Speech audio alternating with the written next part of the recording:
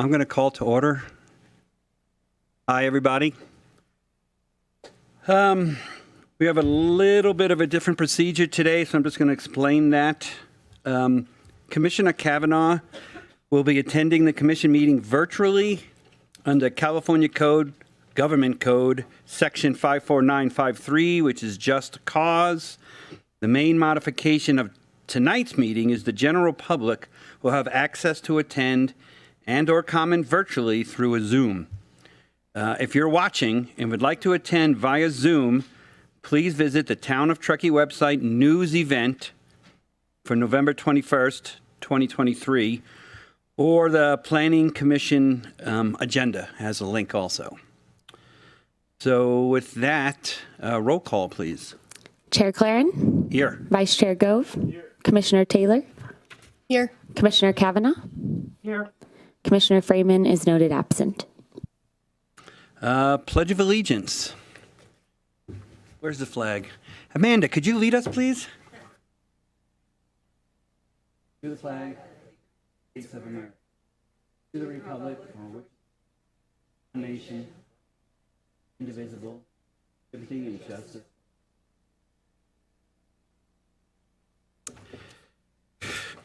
Thank you. Very East Coast, the speed of that, I noticed. Next, we open the meeting up for public comment, both for members of the audience and for those on Zoom. This is an opportunity for members of the public to address the commission on items which are not on the agenda tonight. If you have a public comment, please state your name for the record. Comments are limited to 3 minutes. When you're done, please fill out a comment form. So is there anybody in the audience that has public comment that's not on the agenda tonight? Seeing none, is there anybody on Zoom that has a public comment that's not on the agenda tonight? I believe I just need to make the following disclosure. I'm attending for Just Cause Medical, and there is no one of the age 18 or higher in the room with me. Thank you, Coral. Rory, is there anybody else? I'll take that as a no. No, thank you. Okay, approval of minutes, 5.1, July 18th, 2023. Vice Chair Gove was absent, so he must abstain. For the rest of us, are there any edits to the minutes? No, I need a motion, please. I move to accept these minutes, to approve them. I second. Thank you. Any discussion? Roll call, please. Chair Claren? Aye. Commissioner Taylor? Yes. Commissioner Kavanaugh? Yes. Motion passes. Okay, the September 27th minutes, we do not have a proper quorum, so we're going to pass over that. October 17th minutes. Also being continued, I see. Is that correct? Okay, public hearings, minor review. Item 6.1 is application 2023-110, the Bar of America expansion. We will have a staff presentation by Jenna Gatto.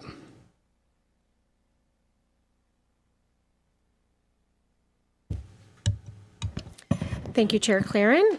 Good evening. You'll note I am not Laura Dabe. I am filling in for Laura. She had a family emergency, so go easy on me since I'm not the planner. We have a minor review item tonight for Bar of America. I'm just going to very briefly go over the project. There's a lot more detail in your staff report. What we have is a request from Bar of America to expand the Bar of America into the adjacent real estate office that's there currently. And what happens is because of the size of the overall restaurant and facility now, that actually triggers Planning Commission review for you tonight. So what's happening is a roughly 2,100 square foot addition and a 100 square foot basement access floor area addition. So what that does is it brings up the entire project to just over 8,100 square feet, which, as I mentioned, at that point, given the size, that triggers Planning Commission review. Hopefully, we're all familiar with this location. It's at the intersection of Donner Pass Road and Bridge Street in our historic downtown. You'll recall there is a new plan called the Downtown Truckee Plan that impacts this property, otherwise known as the former Downtown Specific Plan. Zoning hasn't changed. It's really just the land use designation underneath the new plan. This is a historic building. In fact, it's a pretty important historic building in our downtown. It was constructed in roughly the 1920s. It's what's called a Category A, which means it's an essential building to our district. And what that means is that the level of review is just a little bit higher for buildings that really retain their initial or their original historic integrity. There are 4 different permits that are required to approve this request. The first is the development permit. So that, again, is what I mentioned earlier about the size of the overall restaurant. Because it exceeds 5,000 square feet, that request is before the commission. The use permit is required essentially to expand the existing bar use into the adjacent space next door. That also requires a planning commission decision. Zoning clearances are typically not under your purview, but because there are 2 other attached permits that are part of your purview, all of the remaining applications get included. And that's really to change the use of the real estate office from what it is today into a bar and restaurant use. So that's why this permit is included. And then historic design review, simply because this is located in our historic district. So what you'll see here on the bottom are the proposed modifications to the building. What they're proposing is to mimic what is already in place that's been approved since 2014. There'll be new windows and doors really to match the existing architecture on the current Bar of America space. These are just a couple different renderings kind of looking up the street and along the corner. You'll see some expanded outdoor dining as well. That'll be just an extension of the outdoor dining that's already occurring in front of B of A. As you are probably aware, any project that proposes exterior modifications to a building in the historic downtown is required to go through what we call historic design review. That happened back in October. The HPAC, or Historic Preservation Advisory Commission, recommended approval of the project to the commission tonight, and they reviewed all of the changes that are proposed as part of the expansion. I won't go into a ton of detail here. This is in much greater detail in your staff report. We have as you are well aware, we have a new general plan, and in particular, we have the Downtown Truckee Plan that was adopted at the same time as the 2040 general plan. By large part, not much has actually changed within the policy framework of the Downtown Truckee Plan, in particular for Commercial Row. It's a lot of the same policies that you probably know by heart, really just kind of focusing on the importance of our historic downtown, implementing the plan's boundaries, because this project is included within that, and really looking at retaining and preserving kind of our historic mountain town character. So I won't go into a lot of detail there. Switching gears to our development code, as I mentioned, the zoning hasn't changed, so we're still working under downtown mixed use. And then in particular, we're in the Commercial Row Overlay District. Now, that's something your commission probably doesn't see and probably isn't very familiar with, and I'll talk very briefly just about one interesting part of that. Back in 2006, 2007, there was concern about kind of the proliferation of non-retail uses happening along Commercial Row and kind of the detrimental impact that those can have on our primary shopping district. And we put in place at that time a prohibition on non-retail uses in ground floor tenant spaces. So that includes something like a real estate office or a professional office of some sort. What is happening today is really what the ordinance intended all along, is that non-conforming use of a real estate office would go away with the conversion and potential approval tonight of a restaurant and bar. And what that does is it now brings that property, the entire property, up to compliance with our current code. So something you don't see every day. There's also outdoor dining, and as I mentioned, that will be an expansion of the existing outdoor dining area. And the town has some regulations that are in place to essentially make sure that outdoor dining works within Commercial Row. You'll note there's no parking required any longer for this site. State law has changed pretty radically in the last year. And because of the site's proximity to the transit center, the depot, we're no longer allowed to require parking in Commercial Row. So that's kind of a big change. Excuse me. And then we've got some additional bike parking that's required. That's, again, just a standard development code based on the size of the project. And then last but not least, solid waste. So making sure that all the trash and recycling amenities are provided for. I will very briefly talk about CEQA. As you probably know, a project like this gets routed to any of the agencies, our partner agencies that have an interest in ensuring that trash and fire codes, building codes, et cetera, are all adhered to, utility districts, et cetera. And that process occurred as part of our overall processing of the permit. No objections were filed to approval of this, and any conditions that we received from those partner agencies have been incorporated into your resolution. We are recommending a CEQA exemption for your consideration this evening. This is the 15301 or a Class 1 exemption, otherwise known as existing facilities. Excuse me. This type of exemption is applicable to very small increases in an existing facility. This aligns wholly with the criteria outlined in CEQA, so that's what we've recommended tonight.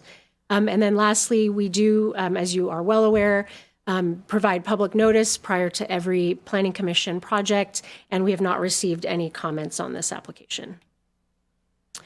So in summary, we are recommending adoption of a resolution tonight that would allow the Bar of America to expand into the adjacent facility. We believe that this really achieves a number of policy and goal objectives within the Downtown Truckee Plan. It wholly aligns with our development code in that it's taking a non-conforming use, which is the real estate office, and turning it into a conforming one, which would be a bar and restaurant. And the resolution that's before you has a number of recommendations to ensure compliance with all of our codes. That's all I've got. Happy to answer any questions. And as always, we've got a 10-day appeal period, which will end December 1st at 5 p.m. Thank you, Jenna. Commissioners, any clarifying questions for the applicant or staff? And I'll just add, I believe the applicant team is here, but they're not prepared to make a presentation, but are happy to answer any questions that you might have. That would be them.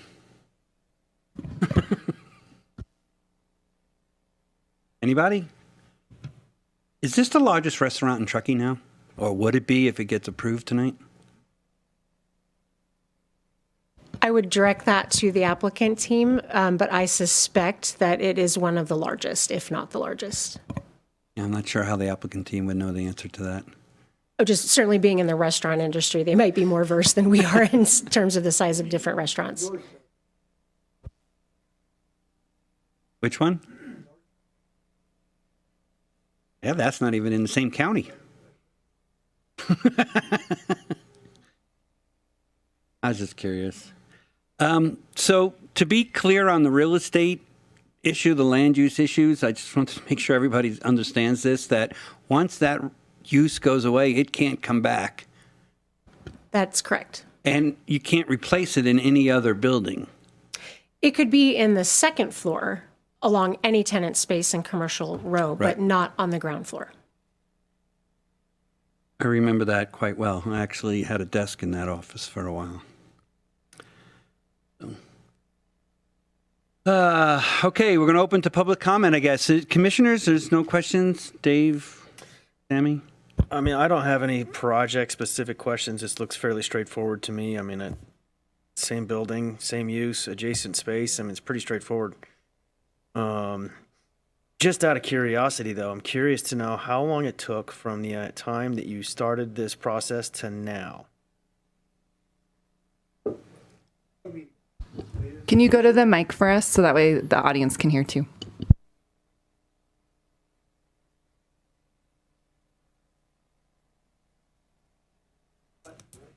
And state your name. My name is Tom Turner. I own Bar of America. We started this expansion, I think, in January. And knowing that we went through a summer and all that good stuff, we've just kind of muddled along to get it all done and find out how long it takes to get each additional permit done and plans drawn. I mean, the big issue, not an issue, the big change is going from a real estate office to a restaurant and the planning of a kitchen, and because we're really expanding the kitchen part of it, which will be a good thing for the existing restaurant, much bigger glass washing facilities, dishwashing facilities, storage, what have you. It's an overall great project. The actual restaurant's about 20 tables, so it's not all that much more seating wise, restaurant wise. And is your goal to do the construction over the winter and be ready for next summer?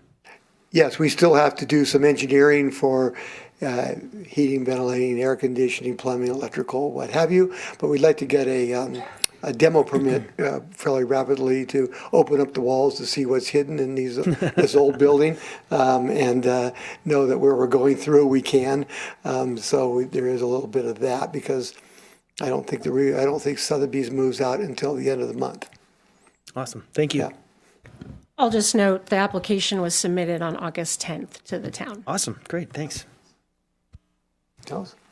Presumably the applicant didn't anticipate the outcome of big game before wearing that cowl jacket in here. Well, I was hopeful. It's the I details, think Carl. it's not,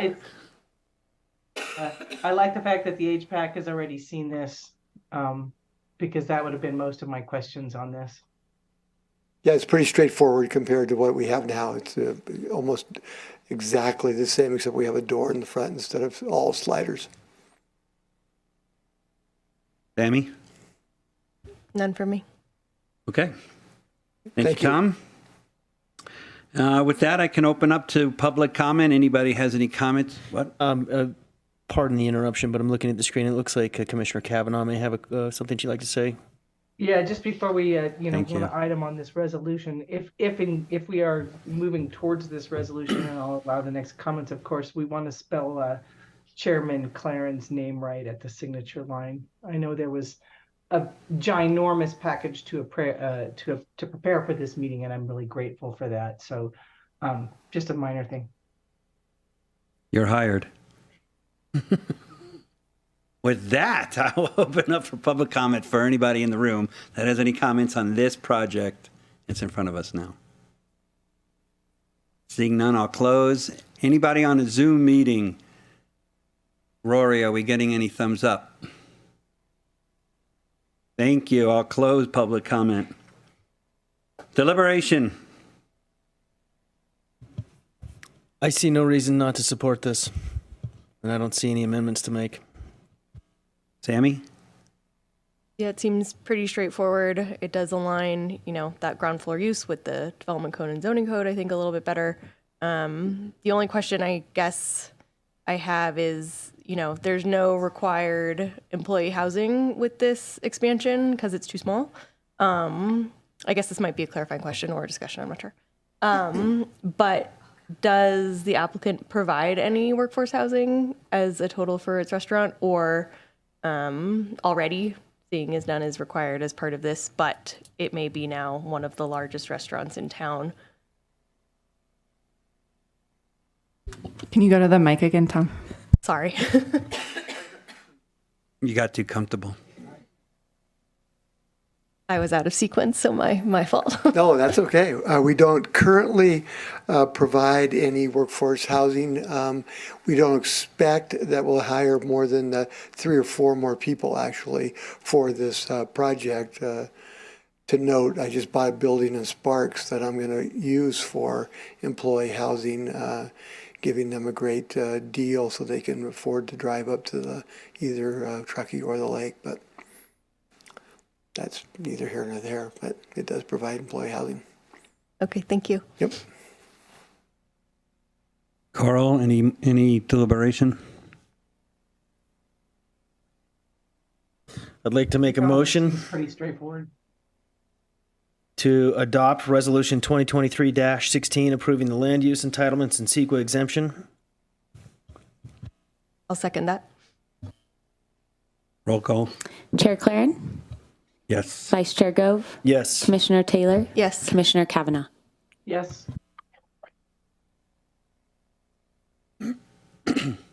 Motion passes. Thank you. Good luck.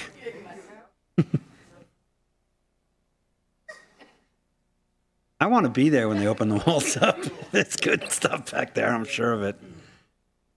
Next, we're up to item 7.1, application 2022-153, Mountain Brew use permit.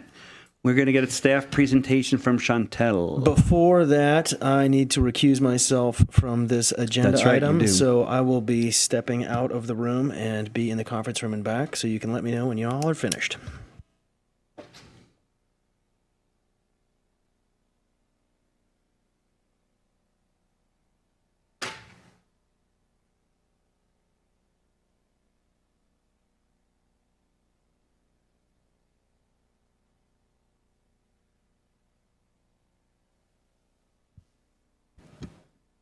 Okay, good evening, Commissioners.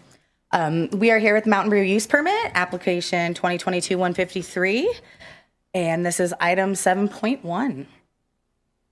The project is located on Donner Pass Road and Coldstream Road, right at our new Coldstream roundabout. The project site is just under an acre, 0.85 acres. It is in the 2025 General Plan Land Use Designation of Commercial, and the zoning district is Highway Commercial.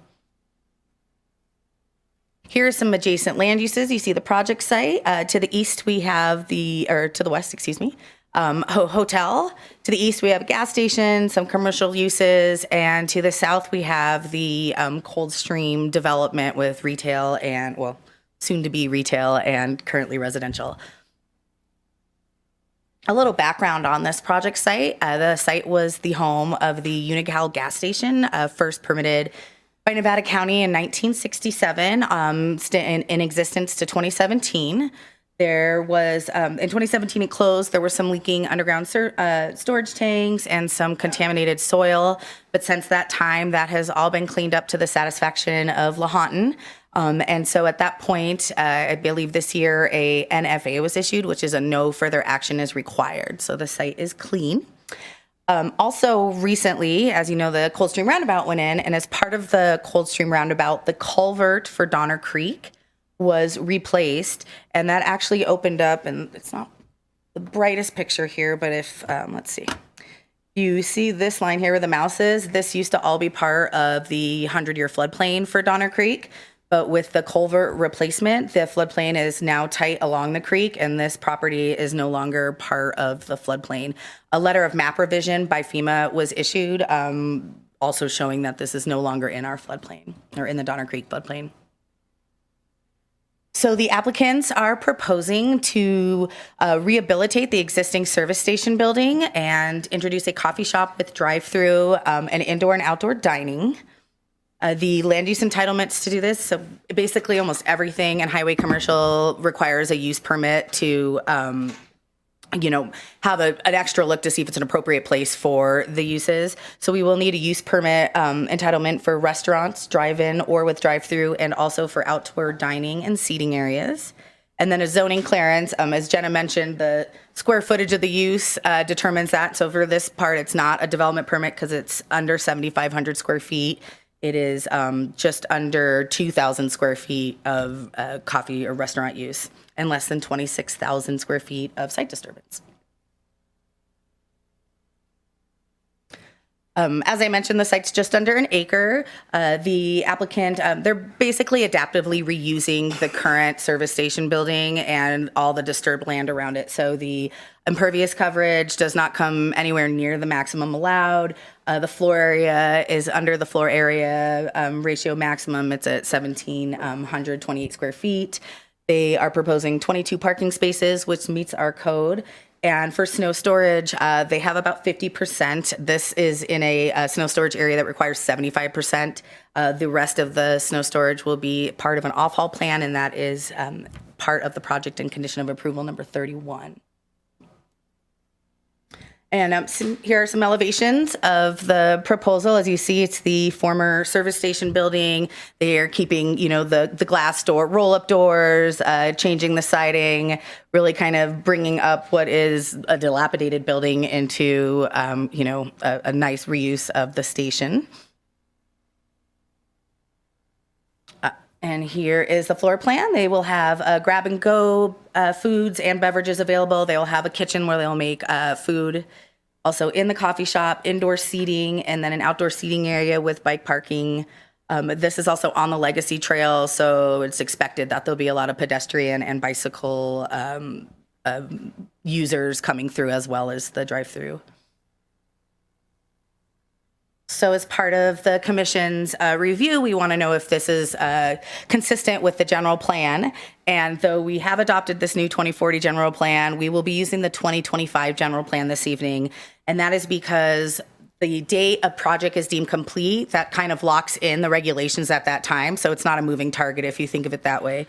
The project was deemed complete in January of 2023. At that time, the 2025 general plan was still the general plan in existence. And also we used the development code, which I believe was the December 2022 version of the development code.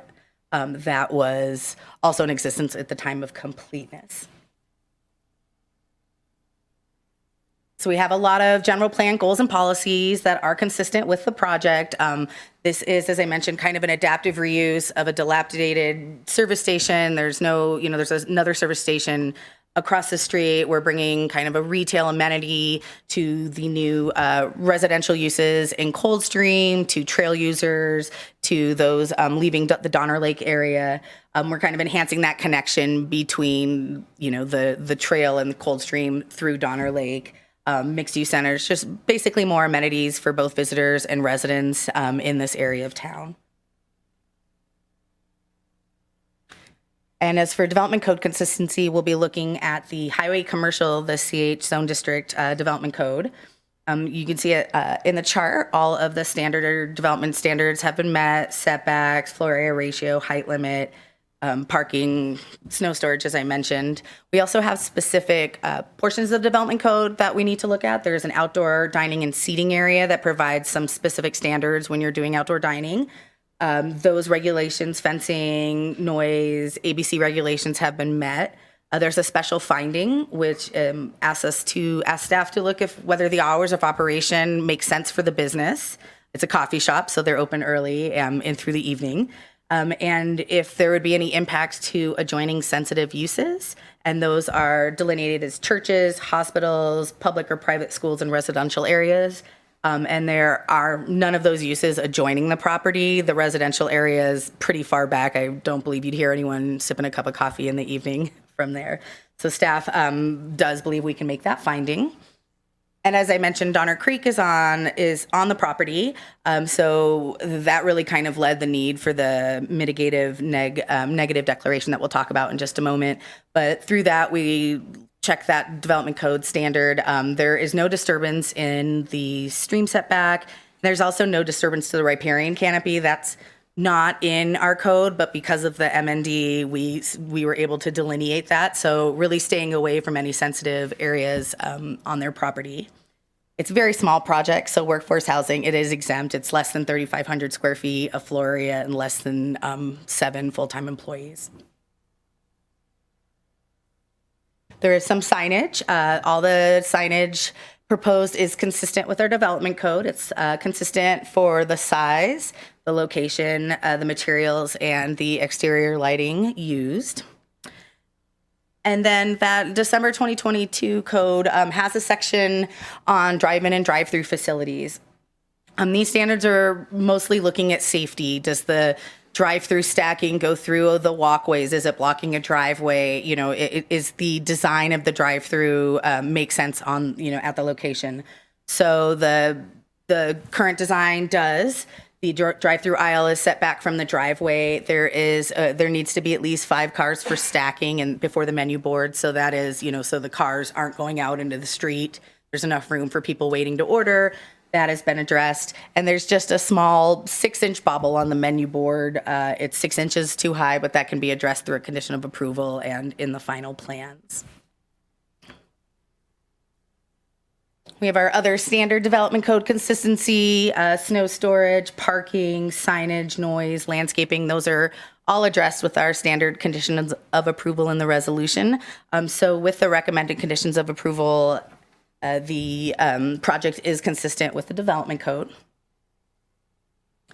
And then, as I mentioned, we did an initial study and resulted in a mitigated negative declaration.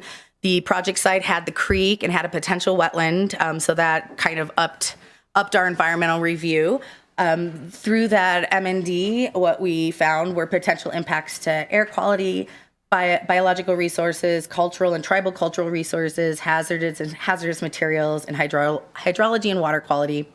The air quality and the cultural resources are kind of our standard impacts when we do an initial study. You know, there could be dust. We need a dust suppression plan. There could be, with any kind of disturbance, you could come upon a cultural artifact or, a buried cultural resource. So those are more standard. The hazards and hazardous materials basically just has a plan if contaminated soil is found during the project or something, it acknowledges the fact that there was a gas station there at one time.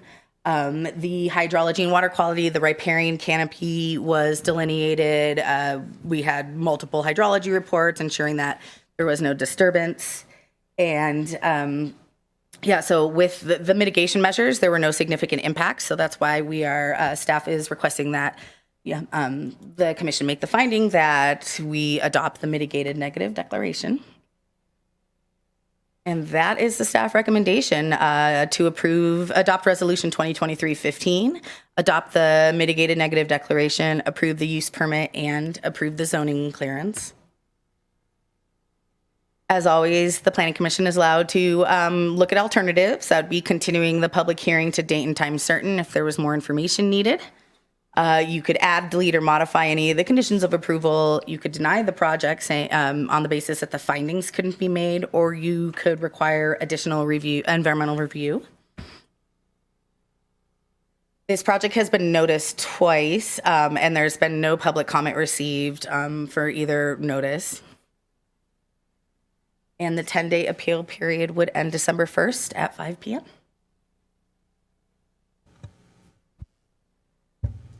Thank you. And I believe the applicants have a short presentation. I'm not sure in what order we're doing that, but just to let the commission know.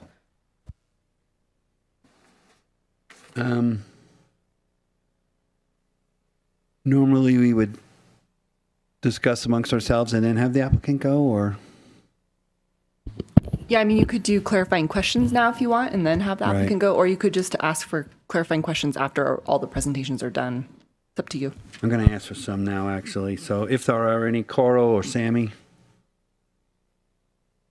I have one. I just didn't see it in the staff report or kind of looking at the site plan, but in the mitigated neg deck, I did see that they're proposing EV chargers. Is that true? And then if so, how many for this project? I don't know if that's for you or for the applicant, but they are proposing EV chargers because I believe that is state law that they must provide EV chargers. I don't know the exact number off the top of my head, and I believe we're also speaking of some EV bike charging chargers. Yeah, Great, thank you. I had a question about that when you're done, Sammy. Go ahead, Coral. I was looking at the plans and I thought I saw the car EV chargers. And I wanted to know where the plan for the bike EV chargers was going to be and where if they did anticipate, and we'll probably talk about this a little more in deliberations, but did they anticipate where the informal bike parking would go? To case in point, look at Alibi downtown, and there's, a couple places to formally park bikes, but on any given day, there's 10 to 20 bikes parked just there. So I would anticipate this might happen with this one as well, especially as the trail gets connected. On a nice day, there probably could be more than 3 bikes there with only 3 bike chargers. I just wondered if I was missing. It looked to me like there were 3 bike racks on this design, and I didn't see where the EV bike charger was. The e-bike charger. Could you tell me where those are? I might let the applicants answer that during their presentation. This, you see the location where the required bike parking is out by the outdoor seating area. They may have ideas for their additional parking that aren't on the floor plan. Is bike charging a state law now? No, the car charging. They Just the were car they were charge, just doing the bike ease. charging kind of as a benefit to the project.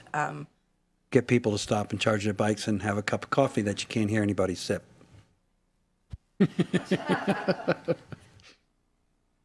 Anything else, Carl? No, and I'm sorry, I thought we were at applicant questions. That was really a question for the applicant. My apologies, Chantal. Nothing for staff? Amy, no. All right, well then let's have the applicant do their thing. Do I need a clicker, or are you going to click through there?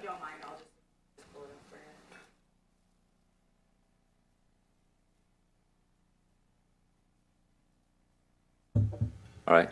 While she's pulling that up, I'm Rob Wood. I'm the principal planner at Millennium Planning and Engineering, representing the owners that are also here tonight, Stacy Larson and Jamie Laguerre.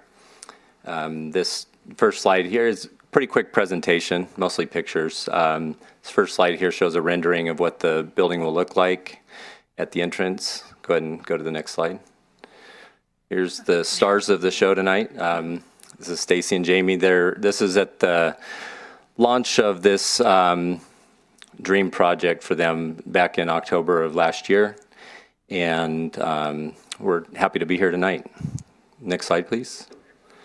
So a couple aerial photos. This is an area that I think everybody's familiar with. It's kind of a gateway to Coldstream and the Donner Lake area. As Chantel mentioned, this was a 76 gas station that I think quit operating in 2017. This was an aerial view of 2016 of what it looked like. You can see the store and then the gas canopy. Next slide. So now the gas canopy is gone in 2020 and the cleanup was underway, and now we have a no further action letter. The site's been cleaned up. Next slide. And this is what it looks like today. The town installed the roundabout and all the infrastructure and sidewalk along there and all the improvements to Donner Creek. Next slide. So this is a picture coming down Donner Pass Road, looking toward the roundabout and towards the site. Next slide. This is what it currently looks like, minus the snow. This was fairly recent. I think it was last year. Next slide. So side-by-side pictures, kind of interesting. The one on the left is actually, when it had been cleaned up quite a bit, it was in a lot worse shape than that. So they'd done quite a bit of cleanup there, but you can see the difference between, late 2022, early 23 to the summer of 23. They've been out working on the building, on the outside of the building, getting it ready. Next slide. So this is the architectural elevation of what the signage is going to look like in front and the windows. Very similar to what it looks like today, but obviously all retrofitted and cleaned up. Next slide. So proposed improvements, it's an existing building, so not a whole lot of improvements. Mainly it involves cleaning up the site, restoring the building, converting it into a coffee and food service building. There will be a drive-through and a walk-up window. There's two encroachments, 2 points of ingress egress that were already installed by the town of Truckee. They're located, as you can see there, both of them ingress and egress. There's going to be an outdoor seating area, and also one of the main improvements is to the drainage. You can see a series of orange dashed lines in there. That's the drainage that will be installed. That currently everything drains from the building down toward Donner Creek. Now with the improvements, everything will be captured. All the impervious surface runoff will be captured, treated, and then back to Donner Creek.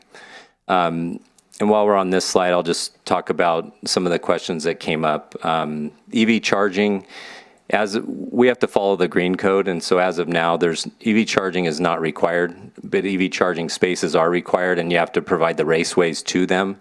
So we will be doing that. We'll meet the green code. If the green code changes, whatever green code's in place prior to getting our improvement plans approved, that's what we'll adhere to. So as of now, we're not proposing EV charging, but there will be EV charging raceways to certain stalls. And then the bike charging, not required, but they're going to do that. That's going to be in the back of the building. There's plenty of room between the back of the building and the drive-through. That's where the EV charging the charging for the bicycles will go. And then there'll be bike racks in the front near the outdoor seating area. So I think those were the questions that had come up. And then I think that's the end of it. Go to the next slide. I think that's concludes the presentation. I'm happy to answer questions, and Stacy and Jamie are happy to answer them as well. So thanks. Thank you. Stacy? Over there. Coral, any questions? Yes, thanks. So, so there's 3 bike parking spots out front in the outdoor, near the outdoor seating area, is that right? Actually, there's a larger area. If you look at the way the umbrellas are positioned right now, we reduced the size of the outdoor area to increase accessibility to the walk-up window, because we knew we would have a large pedestrian community as well as bike users. A lot of the area of our property is not utilized. So we have additional space in the back that we could add additional bike areas if we needed additional bike placement, so that bike riders could come and be on the property. Okay, but so just as far as out front goes, there's only 3, is that correct? Well, I mean, I don't think there's really only 3. I think that's just the way the rendering of our architect put it on there. I believe the space, and I don't know the measurement, we're happy to provide it to you, but it's quite large. Okay. It takes up, if you look at the building, the way that it sits right now, it takes up the left side of the front building, a good portion of it. It's at least almost a 20 by 20 area. So, Coral, and our hope is people will ride their bikes there. And, you know, to your point of some downtown areas where you see bikes more scattered and not very well put together, we would definitely be, even after opening, addressing that. If we start seeing a large number of people riding bikes, it's very easy to add in more bike space parking here. That would be great, especially if it's someplace you can sit outdoors and see your bike from, because you might be traveling light on your road bike and just want to have a coffee, and we hope have a coffee and still see your bike sitting where it is, even if it's not locked. Another question, I see that your sign says bottle shop, and I believe that the project description says that you plan on getting a beer and wine license. Is that right? Yes, correct. This may be a question for staff. I don't even know if it matters, but isn't one of the uses over behind the Chevron station a school? And does that matter? There is no permitted school behind the Chevron station. Okay, never mind. But I don't believe that matters. So they, the alcohol license that they've applied for is basically a restaurant beer and wine license that also has some off sale. So it's not the same as a liquor store license. It's a little different. And we don't even have, in our development code, we don't separate that out as we do if it was something for more than beer or wine. So the project began with more of a grab and go drinks. It looks like there might be grab and go beer as well, but Brewskis as well. Okay. Yeah, but I don't. Well, so I know Chevron also sells beer and wine. Is that right? Yeah. Okay. So that's already there. Sorry, was there? Unless there's more on that, I guess one last question I had was just from a curiosity standpoint, and if you could explain it in layperson's terms, what kind of treatment is going to be occurring in those underground tanks for the stormwater runoff? So all the drainage is directed to underground infiltrators. They're basically like underground bioretention. They have it's a soil, amended soil and some gravel, and then some extra capacity. So it basically acts as an underground bioretention. So it's just kind of it's just like a simple filtration kind of thing. Correct, and you won't see it. It's under the parking area. And so is that? I guess I'm wondering. So that's supposed to help get rid of the automotive related runoff that's coming off of this. Is this similar to what would be required at a gas station or at another restaurant? It's required on every project. Every project requires all surface runoff from impervious surfaces to be basically filtered for it collects the sediment before it goes back out to regular drainage to the creek. So we're just kind of hoping that the pollutants are captured with the sediment. Correct. That's what it's designed for, and it's required on every project. This isn't specific to a gas station. It's required on every project. Thank you. That's what I had. Sammy? This doesn't really factor in, I guess, to our decision tonight, but I'm just curious, do you have partnerships in the works, or have you explored partnerships with local businesses to help supply kind of that cafe model that you kind of present in the project? Yeah, actually, Mountain Brew was designed for that. We are working with local restaurants. I can use Cornerstone as an example. Jenny's like making all our pastries. We're working with local beer and beverage companies and other food purveyors. We don't have a full kitchen. So we look at our location as an opportunity for us to partner with other companies and help grow their revenue along with ours, and be able to distribute our great products that are already here and not create a new place, just new food, just new place to be able to pick up some of your favorite things in town. Yeah, that's really interesting. I think that's great. Thank you. I just wanted to comment that the drive-through is because the drive-through is allowable because it's on a highway. What's the zoning? Yeah, it was highway commercial. So Highway this commercial. was the only zoning district prior to the adoption of the new general plan where drive-throughs were allowable with a conditional use permit. And as you can see, I think the idea is look at its location right off of Highway 80. You know, it's a kind of a sensible place for a drive-through. I get one more question. Sorry. I noticed that there's the ADA restroom. It's designed for public use, and then the employee restroom. Is there, I don't know, a plan in place for during the holiday weeks when you're mobbed, which you hope, that you would just have both restrooms available to the public, visiting public?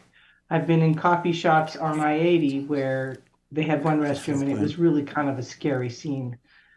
Seems like a small amount for a place that could be really busy on a holiday ski period or a summer holiday period. Well, we do recognize that we are right off the freeway, and although we hope people are stopping for our fine food and coffee, we recognize they'll also be stopping for the bathroom. We're looking at different options for that, but that is why we do have two restrooms, which I don't think we were necessarily required to have two. So we actually made sure we had an additional restroom just in case. And so we are looking at what we can and can't do with the uses there. You know, we may or may not choose to keep that employee only.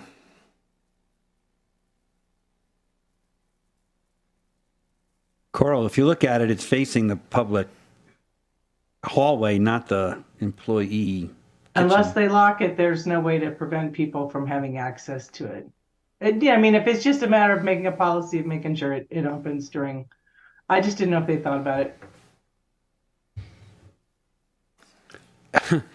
It would be good business to have it open, I would imagine, if the place is full. So I would have let capitalism take its course and let the owners decide when they need those bathrooms.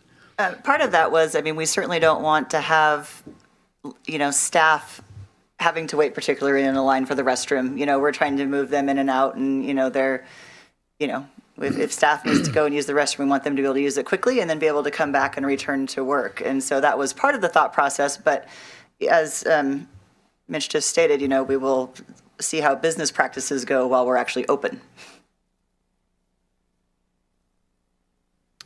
Yeah, I noticed that too, Coral. That was one of my notes. Okay. Thank you. At this point, there's any more questions, Coral, Sammy? I'm going to open to public comment. So once again, for anybody in the room that has any comments on this project that's in front of us, speak now, please. Anybody on Zoom, raise your hand, please. Rory, anything? No hands. With that, I'm going to close public comment. Go for deliberation. Coral, what do you got? You know, it seems like a good amenity at that end of town. My questions were answered. I confess I have not read the entire ISMND. It seems like most of the mitigation measures I'd expect to be in there are in there. So I'm fairly satisfied with that. What did you guys think of it? The same.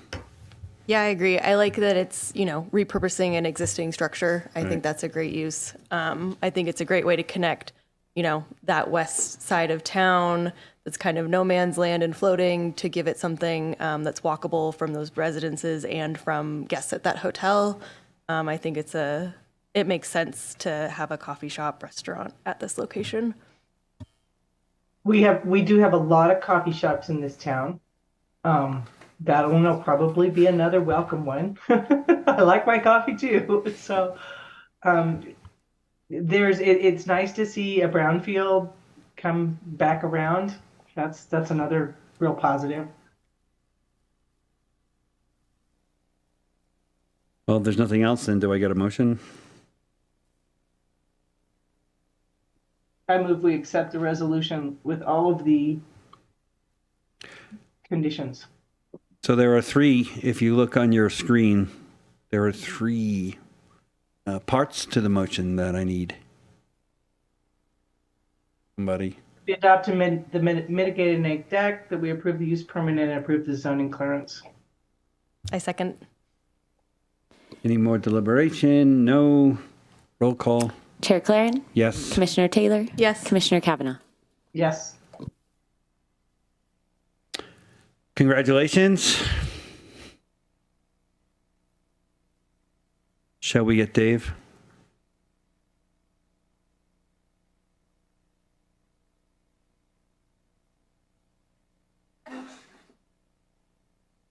We're just rolling through it.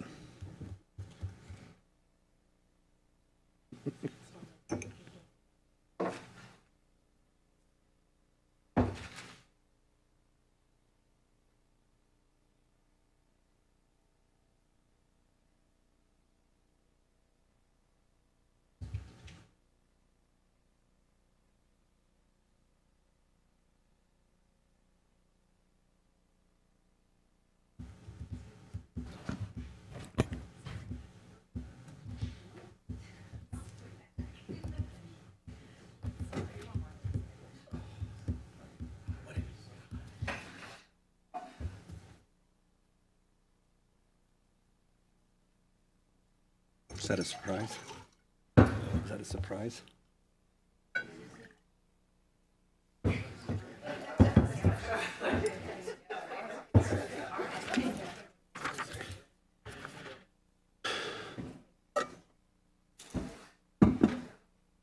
All right.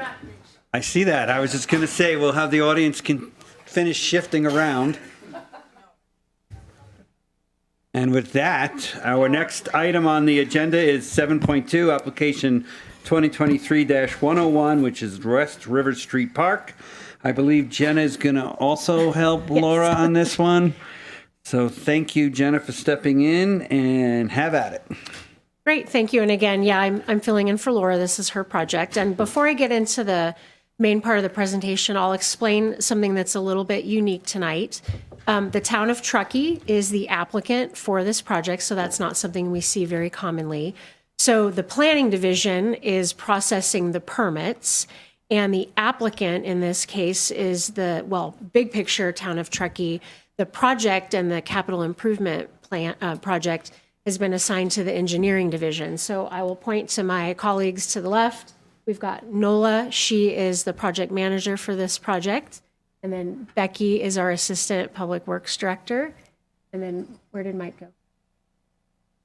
Oh, Mike is gone. Okay, forget it. I thought he was here for this as well. That's what I thought. So these fine ladies are our applicant tonight, and they'll be here to answer questions as the applicant team. They'll probably take them from the staff table rather than up at the podium, unless you'd like them to head that way.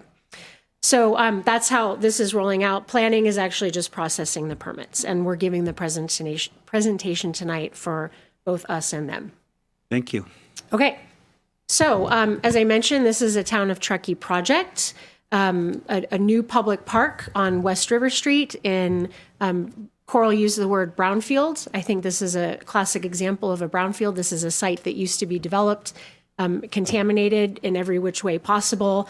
And we are looking at turning it into a park. And I'll explain that there's actually been remediation that's gone on to get that contamination out of the ground. So the site is just under 1.5 acres, and of that, just over 1 would be dedicated to the public park. There are pieces on each end of the park that have been set aside for private development, and I'll talk about that very briefly. This is the site of the former Nevada County Maintenance Yard, or the Corp Yard, as you'll probably hear it referred to. For those that have been here in Truckee, you may, for a long time, you probably remember this many, many years ago. It's really a kind of a passive park. It's got walking paths, seating areas, natural landscaping, a children's play area, restroom facility, and then public river access. It's not what we would call kind of an active park that would have, or at least as it's proposed, any kind of like active recreation amenities. For those who may not be aware of this location, so this is Bridge Street here. So Bar of America, we just reviewed that a few minutes ago. This is Bridge. And here's West River. So this is the old county courtyard. It's across from roughly Truckee Tire, if you're familiar with that location. And for many, many years, this site has been vacant. And before that, it had the old county courtyard buildings on it. So I'll talk just very briefly. Like I mentioned, this property has a long history. If you've lived in Truckee, you will remember well beyond 2004. However, that is the year that we acquired the property from Nevada County, and it was really tied to, at that time, the river revitalization strategy that was also moving forward. And the purpose of it was for both revitalization and redevelopment. So it's long been envisioned to be something other than the former Nevada County Courtyard site. After acquiring the property in 2005, all of the prior buildings were demolished and the site was cleared. And then for quite some time after that, starting in 2005, the town went through a very extensive remediation process to essentially remove the contaminated soils that were on the site from the prior use. So for many years, you probably drove by and saw a variety of fencing and equipment, monitoring equipment, et cetera, that was all done in an effort to get rid of that contamination. In 2017, the site was granted closure. That basically means that we had satisfied all the requirements to remove those contaminated soils, and that was done through the Lahontan Regional Water Quality Control Board, which is basically a wing of the state of California, and they oversee water quality. So along with kind of the long history of the site itself, we have had quite a few years related to public outreach. So going back to 2010, that's where we really started having some movement with respect to what does the town of Truckee and what does the community want to do with this site. So we purchased it in 2004, and 6 years later, once we had kind of started the remediation process, which was really the critical step to even being able to reuse this site, we started an outreach process. And over 2010 and 2011, we had 3 different public workshops, and we published what we called a redevelopment feasibility study. And that really looked at a couple different concepts based on the input that we heard from 2010 and 2011 with respect to, what is actually feasible, what types of uses do we want to see? Do we want everything to be a park? Do we want some commercial use? Do we want housing? And then what type of access do we want to provide within this site, in particular because the public access was also one of the critical components of the river revitalization strategy that we adopted in 2005.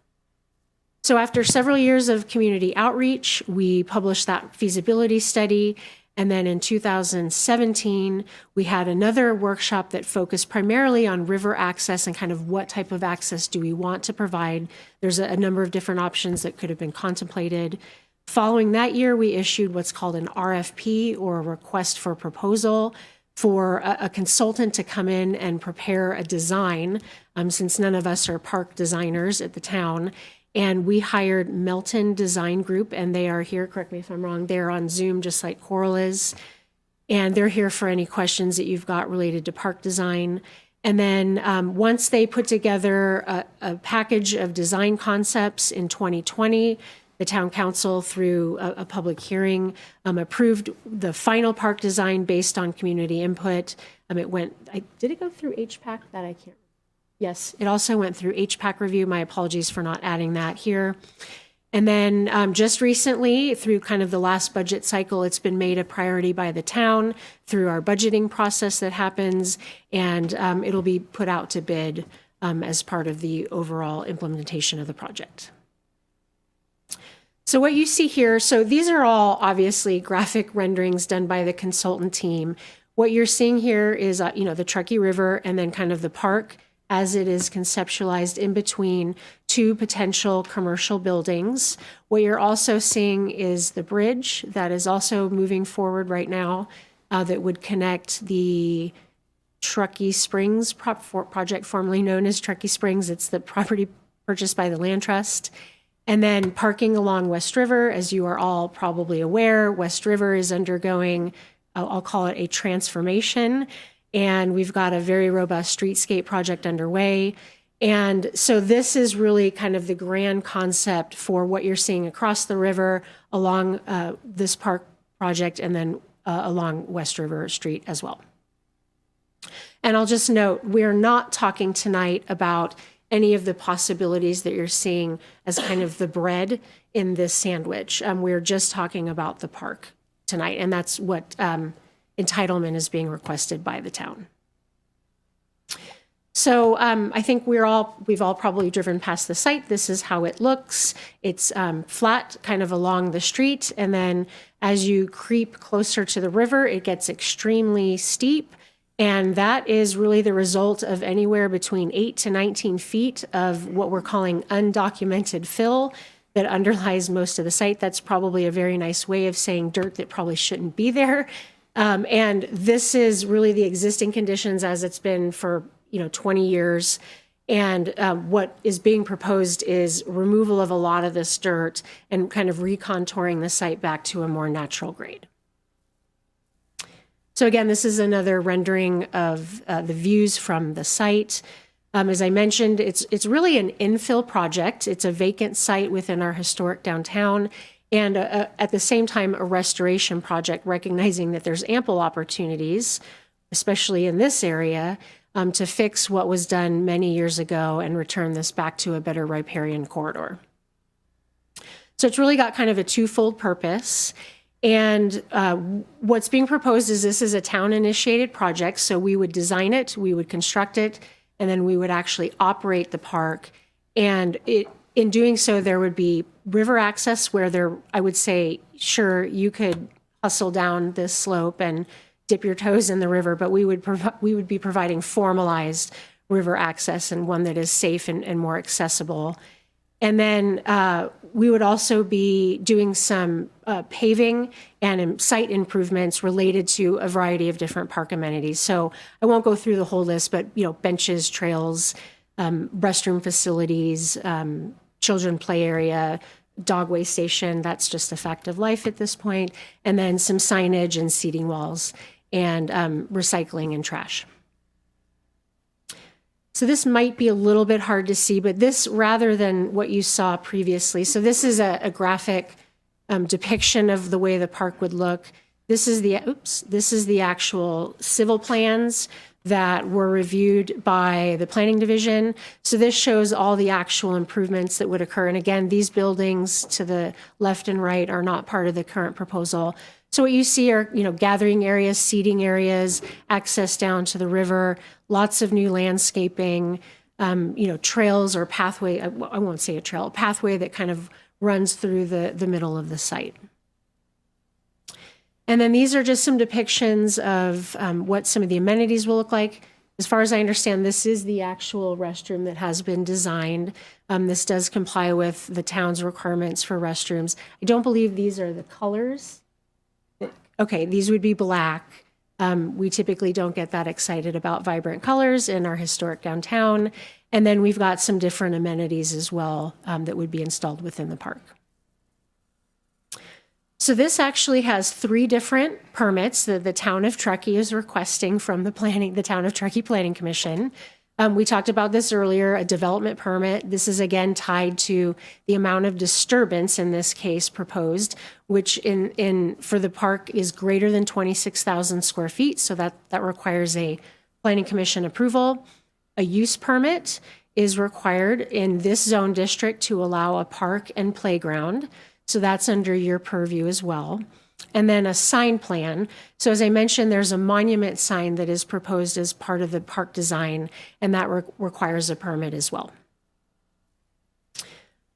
Similar to my prior presentation, I won't go into a ton of detail with respect to general plan consistency. There's a fair amount of discussion, probably at least a page, that cites all the different general plan policies that this project is consistent with.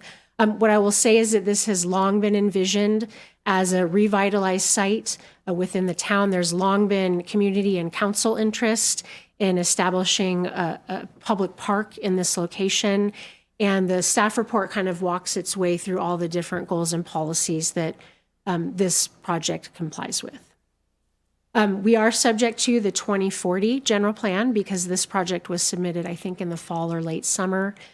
So anything that has been adopted since May, that's what we're reviewing this project against. Switching gears very quickly to development code consistency. So similar to Bar of America, we're still in the downtown mixed-use zone district. And as I mentioned, parks and playgrounds in this zone district are conditionally allowed. That's primarily because in DMU, or downtown mixed use, the focus is really on retail and offices and services and tourist serving uses, residential uses, no question, and then lodging. So things that are really working to provide a very vibrant and pedestrian-oriented experience. So parks are not allowed by right. The notion there is that we want to be very particular about where we're having parks versus all of those other things that contribute to making our downtown vibrant.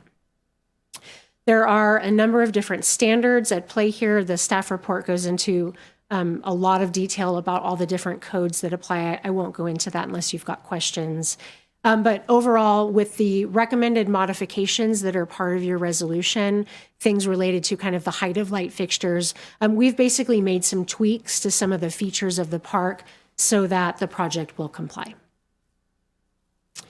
And leading right into that, these are the conditions that we have recommended, really, again, to just ensure that this project does comply.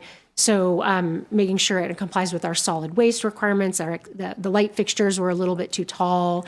The signage wasn't quite compliant. So we've just made some tweaks to ensure, just like you see on virtually all of our other projects, we've recommended some changes.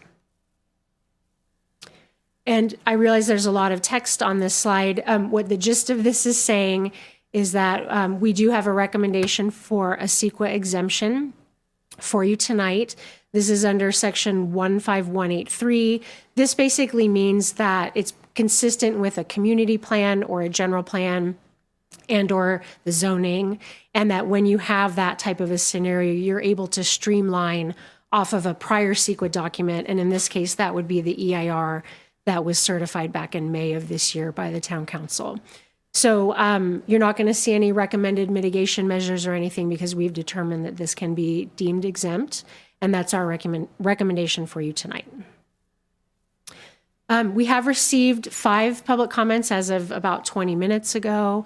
There are some questions about I would say big picture questions about kind of the design and operation of the park, who's doing what, how's it going to work. There are some sort of questions and or opinions about river access and the type of river access we should have, and some being in favor of a certain type of river access and then some being opposed to sort of like, commercial river rafting access like you see in Tahoe City. And then there were some comments related to, we need more time to make a decision on this, and requesting that the commission not make a decision, either to allow for more public outreach and or just time to review the project. So again, lots more words here. What this is saying is we're recommending approval of the project tonight. It has gone through a very robust review process, not only with the planning division, but with engineering. And then recognizing that this has kind of long been the vision of the town council. We do think it's consistent with both the general plan and the development code. And I apologize, I do not have a resolution for you, but I will add that should you elect to make a decision tonight. And I won't run through your alternatives. I think you are well versed in these, but you do have some options, one of which is delaying, requesting an additional environmental review if you don't agree with our determination, or you can make some changes to the requested entitlements. And similar to our other projects, if you do make a decision tonight, the appeal period ends on December 1st at 5 p.m. That's all I've got. And as I mentioned, the engineering division does not have a presentation, though they are certainly more capable of answering questions than I am on the project, but we're both here if you've got questions. Thank you, Jenna. I'll open up. How about Sammy? Sure, thanks. I have a couple of questions. Really excited to see this moving forward. And most of them hopefully are just like things I couldn't quite tell from the plans or from the renderings, and just I'm not quite sure where a couple of things go. I guess I can start first with this. There was a mention of like a riverfront trail. Is that just the pathway through the park, or is that connecting to that bridge that'll cross the river? Where's that going? Maybe we can just start there. And then I have a couple other questions, but we'll go, I guess, one at a time to make it easier. So in terms of accessing the river, it's a really informal sort of scramble down. There are really designated paths throughout the park itself. We have sort of a more natural class 3 forest kind of path on can you see it on the left-hand side there? And then once you get down, and so that's just kind of stepping down on kind of stone steps. And once you get further down, then you just kind of scramble down to access the river. It's not a formalized path from that point on. And then also from the lower sort of plaza area, you can exit out the side and go down as well. Okay, that makes sense. And I guess that's the preferred, and I guess, I'm feedback. I don't know if this alleviates some of the concerns, but if it's that more informal access, not a dock or a platform, maybe that makes it a bit more amenable to people who are concerned about more commercial operations operating out of this park, which doesn't seem allowable anyway, but hopefully that might assuage some concerns. And then my second kind of question related to this would be also related to the sign plan. I didn't see any like wayfinding signage included at the park. I don't know if that would be included as part of the sign plan or could be added on later, but just, giving people directions on the Legacy Trail goes this way, or this Glencher's X miles away, like what we already have on the Legacy Trail, or, this distance to downtown or some other landmarks. That might just be something that's helpful to include. I don't know if you guys have considered that at all. So there was some discussion about wayfinding signage, and we do have the signage that you mentioned, like on the Legacy Trail. I think the Legacy Trail will continue to have a little bit more of that signage. We wanted to delay that sort of larger, we wanted to look at it more like a downtown wide before we got too involved with additional wayfinding signage. So there is, the monument sign at the front, and then, the signs on the Legacy Trail, but not much beyond that. So then not, including that now won't preclude the city from adding it later? No. Okay, great. Okay, and then my next set of questions is, why is the whole parcel not being considered a park? Why are we separating out two potential parcels for commercial development and not just making the whole thing public park? I think that goes back to sort of the stuff that Jenna was talking about, the long planning process that went through for this site. And, it all started with a river revitalization plan for West River Street and then the park design. And there was sort of a desire to split the site so you could have a mix of maybe some commercial uses that would draw people to the area, but with the park, with a lot of the site being used for park. And that was just sort of through that process. That's sort of the preferred alternative that came out of it. And Daniel. Oh, I was just going to add too that when we were discussing this, even at a staff level, we were talking about the benefit of having eyes on parks. That when you have adjacent uses, a lot of times those businesses sort of take on, not even knowing it, sort of that responsibility of just kind of observing what's happening, and then there creates, behavior patterns where people can just sort of know that that's a space that's being constantly interacted and observed with, where we've discovered, just because we're not parks planners necessarily, that when we have some more isolated park areas that don't necessarily have that interaction, that you may just not have the behaviors that you would expect to have in a typical park setting. So it is good to mix parks with, especially in urban settings, with adjacent uses so that you just have continuous kind of activity happening in those spaces. Is the plan to sell those lots or to be a landlord? The plan is to parcel out those lots and sell them and let them get developed separately. So that's something that the assistant to the town manager has been working on, and those sale agreements would come with some parameters around them that are different than if you were just a buyer looking to go buy a property somewhere else. So part of that is the town's interest in looking at what those future uses would be. I think I'll stop there and hand it over. Just have some follow-up questions, so I just want to stay on this, and then you can get back to your other questions if that's okay. And just kind of following up from Mitch's question. So the town owns a parcel, and essentially there you guys are proposing that on the bread of the sandwich, if you will, to fill your verbiage, that you're going to parcel off these two slivers of land for a future commercial, but that has yet to be identified, as does how the parking is going to work and all that stuff for these other uses, correct? Yeah, that's essentially correct. We know that there's interest in commercial development in both slices of the bread. And oh boy, it's growing. And Is it rising? It's rising, yes. Oh, wow. That's pretty impressive at elevation. Pumpernickel, white bread, Yeah. sourdough. And in large part, this is also, like we mentioned, there's a new state law that exempts projects in this part of Truckee from providing parking. However, the town is building parking along West River and across the street. I don't know how many spaces. So there'll be a trailhead parking across the river. That as well. Which is about 30 spaces. And then the long-term plan is there eventually we have recently acquired an easement. It's unclear exactly how many spaces would go over in that location, but we own an easement that basically follows the railroad tracks from like the old trestle property all the way along West River Street to Mill Site. So it's a pretty large piece of property. Okay. There's a lot to unpack there. Hold on a second, Dave. Even with the moving of the transit center to where it's currently being built, this still would be exempt. It's close enough to be exempt from. Mm-hmm. What's the state law? How close?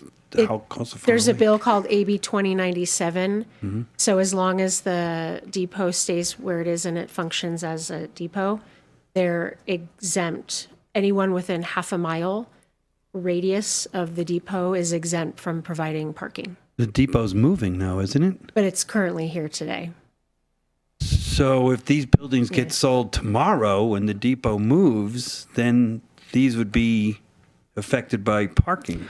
Well, but we still have that Amtrak stop regardless, and so that falls under the definition. Even if we're moving a lot of our transit operations by definition, because we have a stop on Amtrak, that counts.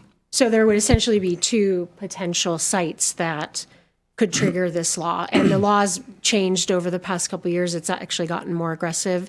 But Danielle's correct. The Amtrak station qualifies per state law. So as long as Amtrak doesn't leave, this will still apply. Thank you. Okay, so back to our sandwich.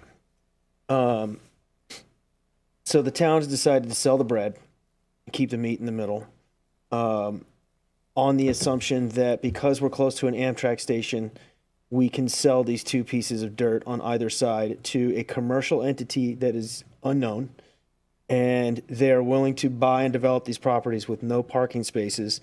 And to the to the east of the eastern bread, there's also a trailhead parking. Is that correct?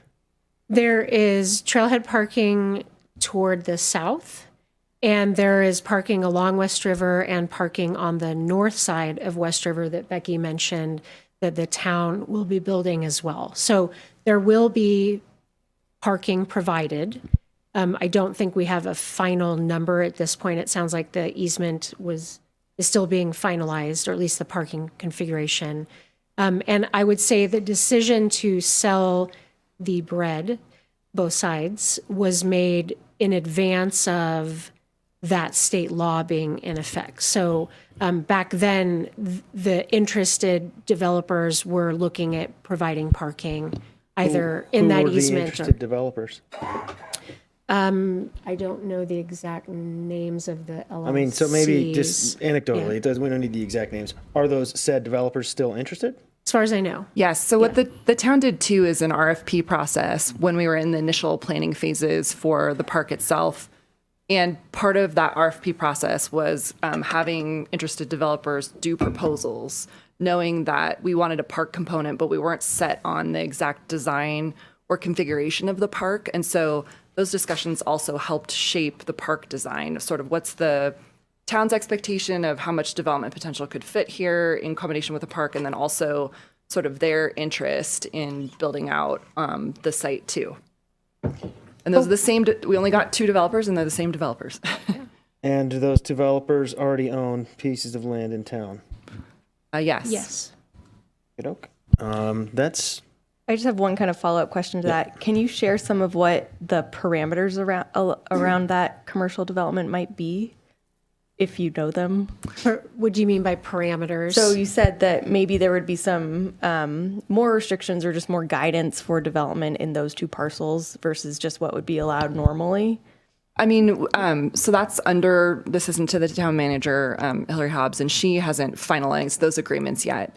So part of that's so that there's still some flexibility for the development teams to look at their proposals and kind of shape them a little bit more now that we have the park more defined. But there are some expectations of when their projects would start and finish.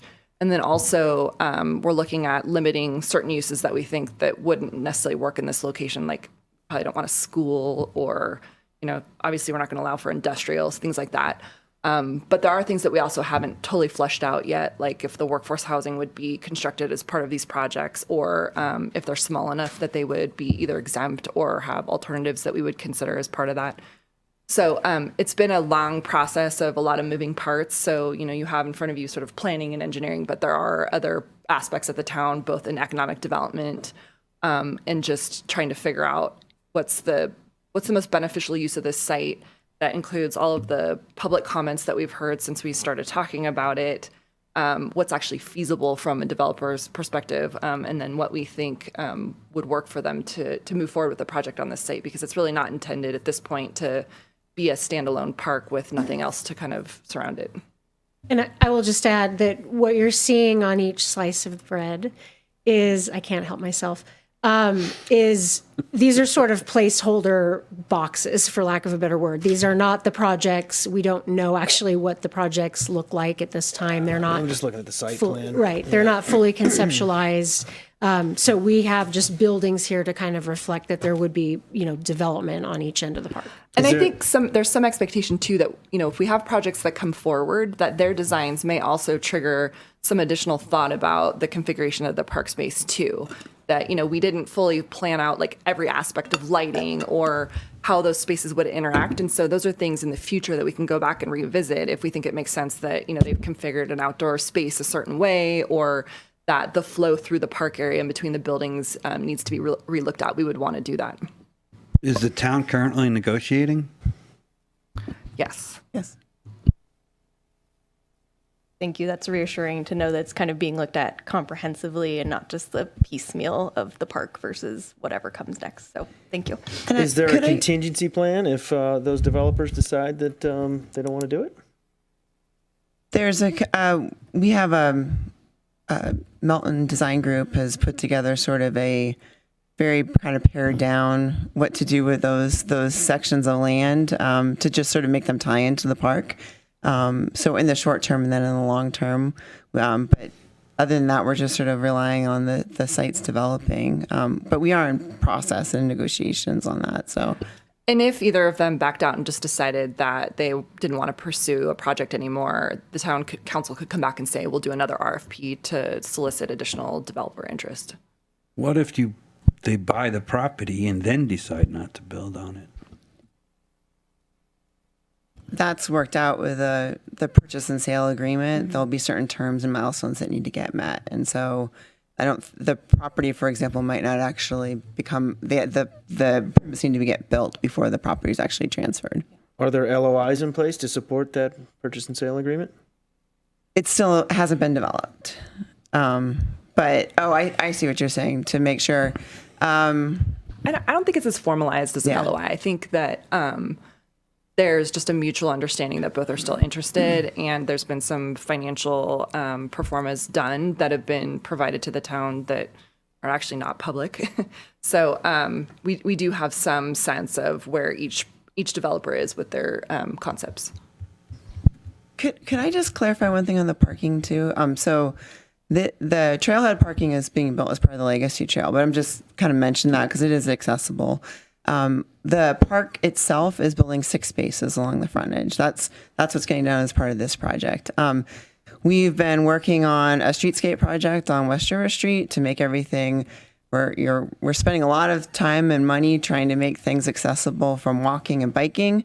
The parking lot on the north side of West River Street, we've acquired the land, and that was done as part of the West River Street project in conjunction with that. The town is how that parking gets built and with the exact configuration, it could be done as part of the commercial developments here. We don't have a project in the works right now where we're actively designing a parking lot there. Did I see something, some pedestrian crossing of the railroad tracks over there? There's a long-term kind of, yes, we actually just got a grant to look at that. The potential of an undercrossing, overcrossing. There'll be a study that'll be started in the next year or so. Feasibility study. But it's not a part of this, so you're still in the super early stages. Coral, you've been super quiet. Well, I think Sammy still had questions. I was just trying to piggyback off. That's okay. Yeah. Let's let Coral have a go. Well, I guess my questions, some of them have been answered, but I wanted to kind of clarify on the Legacy Trail connectivity you asked about, Sammy asked about trail connectivity. So the Legacy Trail is on the south side of the river at this place, across from the park, is that right? Yes. Or will be? Correct. It's still under construction, but yes. And then there's a bridge over the Truckee River that will get built and put in next summer that connects the Legacy Trail to this site. Cool. Regarding, well, we're talking about pedestrians and a railroad crossing, which is one of the things I had a question about. If this is ever anticipated for use as an event space, which I know that one or two of the alternatives were maybe, if this ever becomes an event space, we will have people walking across the railroad tracks on Bridge Street, and they are not great. it's not a great crossing for pedestrians. Have walked over it many times. Because people, I would assume, would park in the rail yard area and walk over to this park once everything else is full. Or maybe it doesn't have the kind of capacity to generate that, but it just seems like the parking, I guess I would encourage the town to make sure that the parking kind of comes hand in hand along with this, because as soon as this is available, people are going to want to use it for events if they can. That's really all I had on this. I can't wait to see it. I think it's Well, if we piggyback on that, are events allowed to be held there? Like a commercial event, like a concert. well, we have free concerts happening in the new amphitheater that's downtown. I don't know how those happen, but it's nice that they're there. I assume that musical groups will want to perform in what this is definitely an amphitheater here. It's being shaped to be an amphitheater, it looks like on the site plan. It'll flow naturally into becoming an event space. And then I think parking and pedestrian access are a concern. And pedestrian access will be great with the new West River Street improvements, but as soon as you try to cross the railroad tracks at Bridge Street, or on Bridge Street, it gets difficult for people walking from further away. But it does depend on what the vision for the usage is. I would say my understanding is that the town doesn't intend to use this as either a commercial or even potentially a public event space. I don't know if there have been discussions. That's correct? That's right. It's not like there'll be a reservation system or that. So our intent is just to sort of leave it as is and not have a formal reservation process. And then I suppose if there was ever a future desire for a special event, would have to go through our special event policy process, which would look at things like safety and parking. Yeah. Okay. So that would be reviewed during that. That was really the only concern. I think it's a good use for the site. Sammy, you want to continue? No, I think that's actually kind of covered what I wanted to ask about event use, but done. So thank you. So we have a separate department, a rec and park district, and this sounds like a rec and park project. So, and I'm not sure what my question is beyond that. It's kind of an overlay, and the town doesn't have a park and rec division or department. So who's taking care of this? I'm assuming it's engineering. It would be our facilities department. It would be just an additional facility that they manage. The engineering division is working on getting the entitlements and doing all the civil work and stormwater permits and everything, but the facilities department would be managing the overall operations and all the different aspects of the park. Facilities falls under what department? Public Works. Public Works. And they have been involved in the park plans and making sure that the landscaping is appropriate and that it's all things we can maintain. I've had endless conversations about the restroom and us maintaining it and what our staff needs and doesn't want. And so they've been involved in the process as well. And I would think of this, like I said, more as an urban park, which the rec district really has more active parks if you think about it. So I think that's why the town's comfortable in managing this, because it's similar to the plaza areas that we have downtown. It's sort of part of that downtown network of public spaces. This would be the biggest park, though, the facilities would be taken care of. Yeah, but I mean, they're already doing trails, which come with some of the same similar issues, right? They have dog waste stations, they have trash pickup, they have landscaping maintenance to keep the trails clear. So it's really not a stretch. Was there any conversation about dedicating this to the rec district and having them maintain it? Not that I'm aware of. Just curious. So I got two more questions. Did the town buy this from the county? If we did, it was, I think, like $1. Yeah, I don't think we spent real cash on it. And somebody what was that?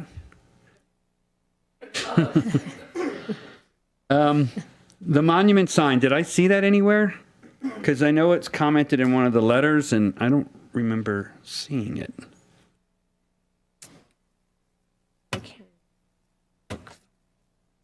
It's in one of the pictures, but I'll look in the application submittal and see if we have a better rendering of It's it. on sheet L20 SS103 is the location of it. There you go. And the rendering of it's on L2.3. I have a bunch of questions still, so if you guys want to look up the monument signs, that's all right with you, Chair. It's totally okay. Thank you, Dave. Thank you. Yeah. Okay. There was a little visual interpretation of how this was going to interact with the Legacy Trail. So the Legacy Trail coming across the bridge is cement, right? The other side of the Legacy Trail on the south side of the river is Class A pavement, correct? Yeah, it's a paved trail on the It's a south paved side. trail. And then as it crosses the river on the north side, what will, and I know this is off the property just a little bit, but what will the cement transition to as it connects to, what's that connection going to look like? So in the park itself, it's pavers, and then but right off the bridge, I actually think it might be a paved AC surface. So Okay, right off the so bridge. so can we go back to the site plan? Sorry to make you jump around. There's your monument sign, Mitch. 21 feet? Is that what that says? 21 feet? Yeah. We have a condition to modify the size of the sign. To for your what? Do we know? consideration. I would need to look at the staff report or the resolution. Give me just 1 second. You wanted the site plan for the park? Yeah, sorry. And Or sheet L20. L2.0. Is that correct? Is that Yeah, what you're that's looking good. for? Right here. Okay. Okay, so lower left-hand corner of the drawing, we've got the bridge coming across the river, terminating on the north side. And it doesn't really show us here, but engineering saying that it's going to be AC pavement, right? And then it's going to be concrete on the bridge, correct? And then as we transition into the park, then we're going into pavers.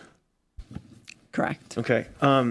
My question is why pavers and why not just go through asphalt through the park? Because it seemingly is just an extension of the legacy path. I think it was sort of an aesthetic consideration. We've got pavers throughout the site, and that was sort of what the landscape architect came up with. Maintenance is easier for them versus concrete. It was another consideration. Maintenance on pavers is easier than concrete? Just because you can patch smaller areas without actually makes sense. repouring it. Okay, got it. It also ties in with the West River streetscapes with their paver. Got it. Yeah. Okay. Okay, and then what was the envisioned use for going back? So taking a look at the proposed site plan, middle of the drawing, upper side of the park there, P104 is a big area of DG. Like, what are we envisioning? What is the public going to use that space for? That's a flatter area of the park. I think it's envisioned to relax, mill around. You could definitely do events there, although, like we said, nothing is programmed right now for that. But that's just the area that will still be pretty much flat before you start the descent down to the Truckee River. Pardon me, but these are just kind of hard to read. Do you have an idea of, if we go to the center, which is kind of the oval in the middle, that I think Coral was saying that looks like, well, I guess she's saying that as you cascade down, that kind of looks like an amphitheater. But anyhow, do we have an idea of what the grade change is from that upper landing to the lower part of the pavement on the river access portion at the bottom of the drawing? I believe it's about 10 to 15 feet, but I might actually ask Nola, if you're not sure, we could ask Patrick to jump in with a description of the grade change there.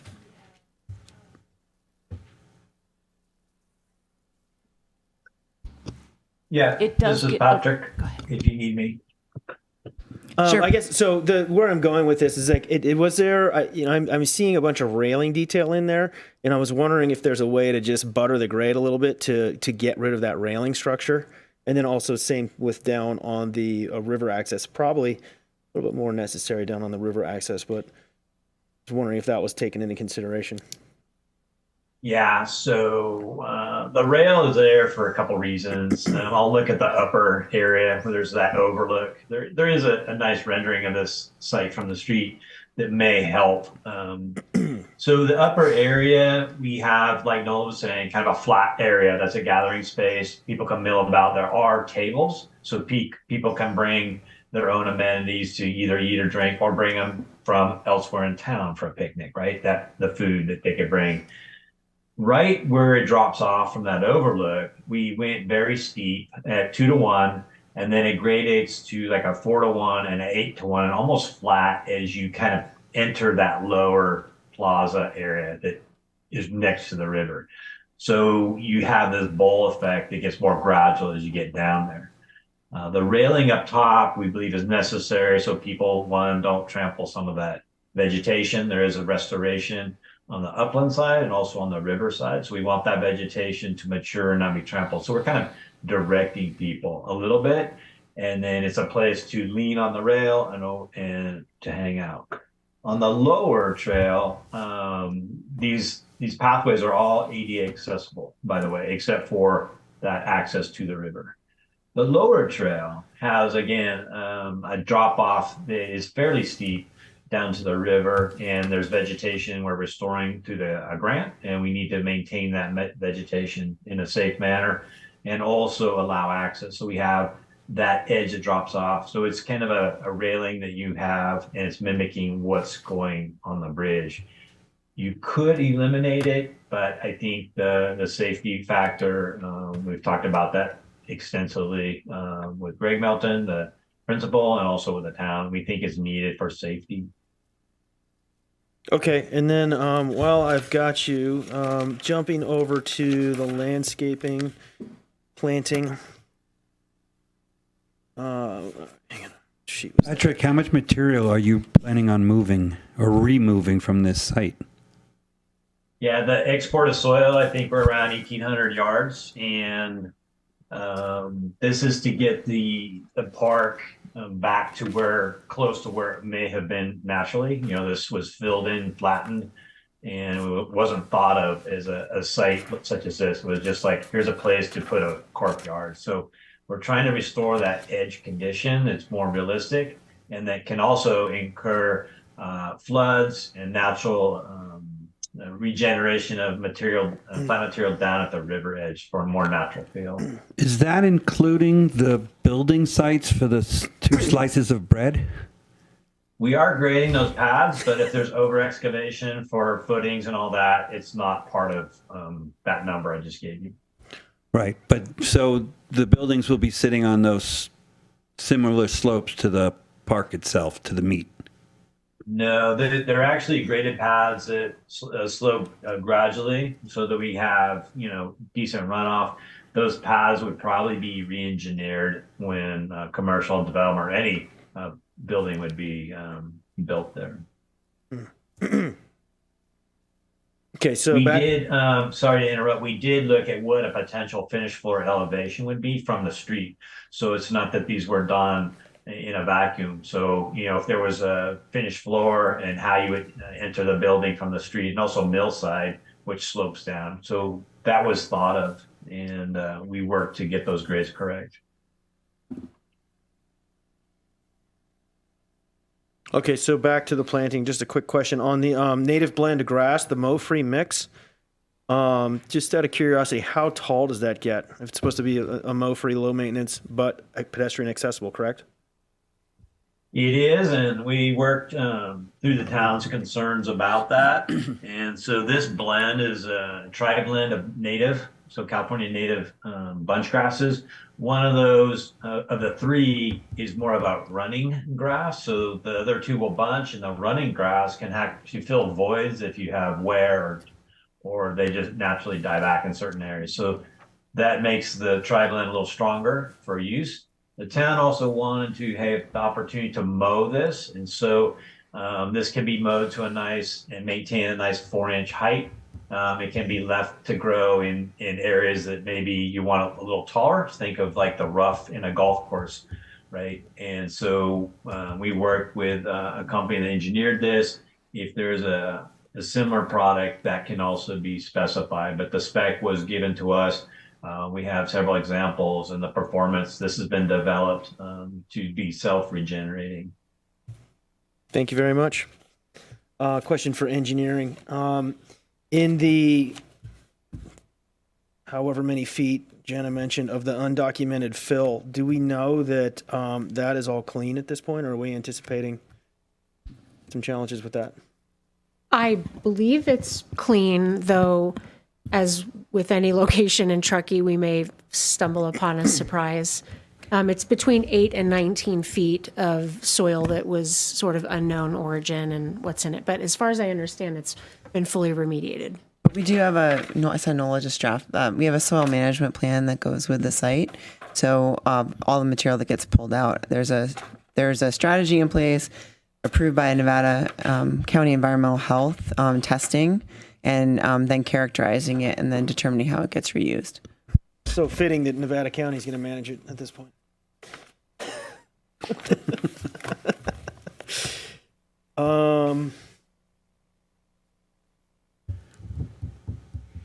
I think that's all my questions. Any other questions? Coral, Sammy? Okay, and then at this point, I think I'm going to open it up to public comment. If you have a comment, please step up to the podium. You have 3 minutes to speak. State your name. And then after we're done with public comment in the audience here live, we will go to the Zoom comments. Okay, is Green is on. green is on. Okay. I'm Monty Cleaves. I own a place 3 doors down from the left-hand side of the bread. One of the things that's in the planning site design document is snow storage. We've been pretty sensitive to that on Riverside Drive.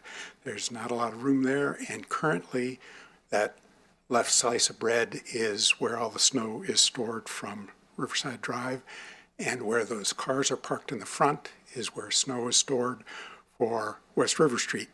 So there doesn't seem to be any documentation in the design stuff that came through, and there's no note in the required upgrades to address the snow storage.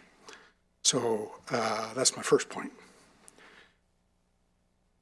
Second point, well, unless you got some comments that I just missed the snow storage space. You got 3 minutes. Keep going. Okay, so when did the plan happen to sell those pieces of property? The plan that everybody talked about a couple of years ago, or a year ago, or whatever, when we had it out about the bridge, was this combined site that was going to be all tied together. And now, tonight, it appears that you're being asked to approve the lot split as well. When that lot split happens, who takes over the snow storage duties of that left side area? Additionally, you're going to get a bunch of tubers to come down that access ramp and jump in the river at that site. Where are they going to park?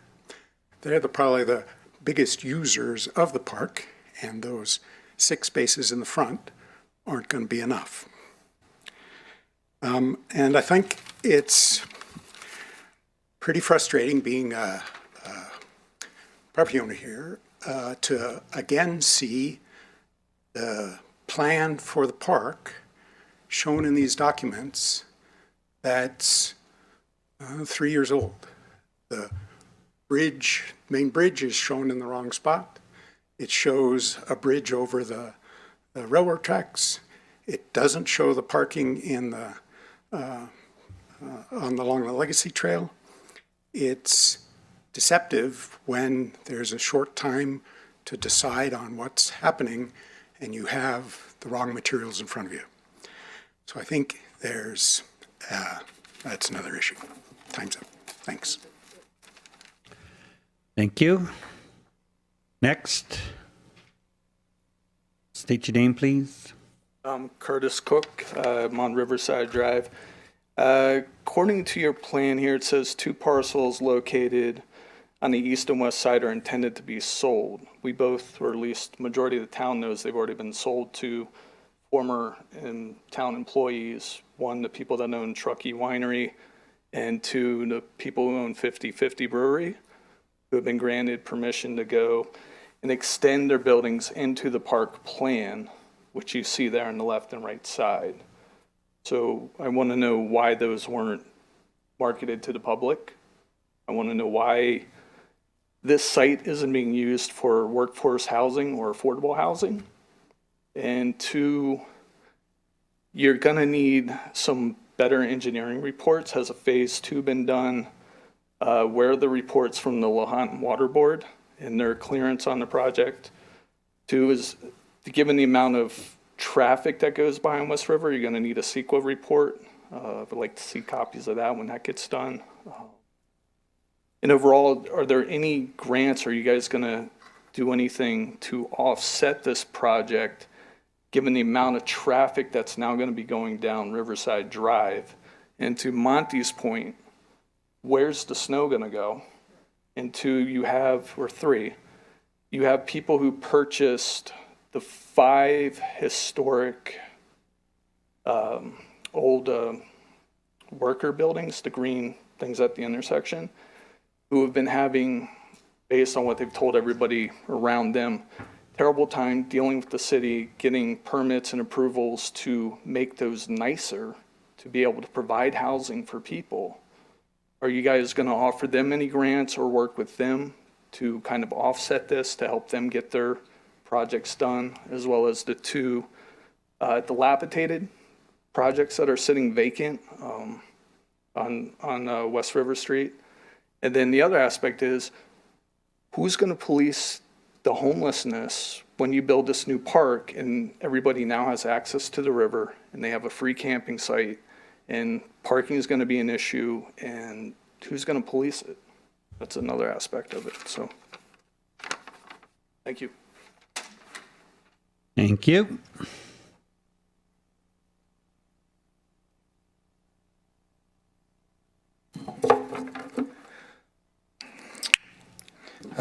Rolf Godon, another resident of Riverside Drive.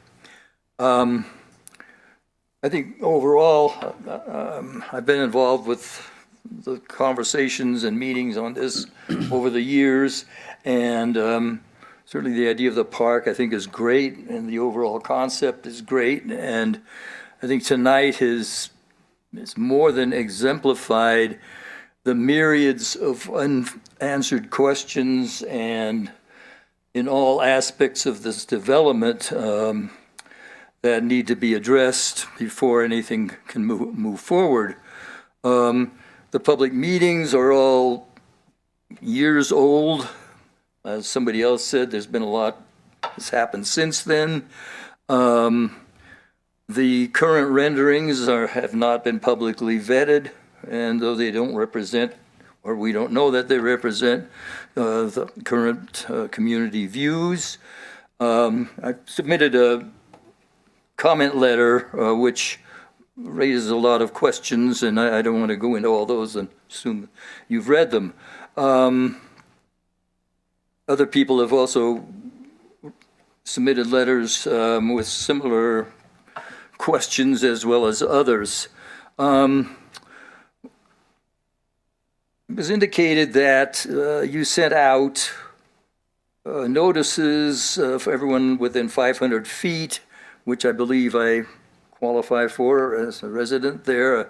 Never received any notices regarding this recent discussion. Also, as far as I'm aware, and I've been very involved with this for a long time, our neighborhood, Riverside Drive, has never been approached, met with, concerns heard, as you've heard here tonight. So I think we've been left out of the loop. We're clearly going to be majorly impacted in all kinds of ways by this development, from snow removal to traffic and so forth and so on. So, as I said in my letter, my takeaway here is this project needs to be further looked at, given all the questions raised tonight, questions from the public, the fact that the data is old and the input needs to be renewed. So I thank you, Ralph. Request you not allow this to go forward at this point until we get more meetings.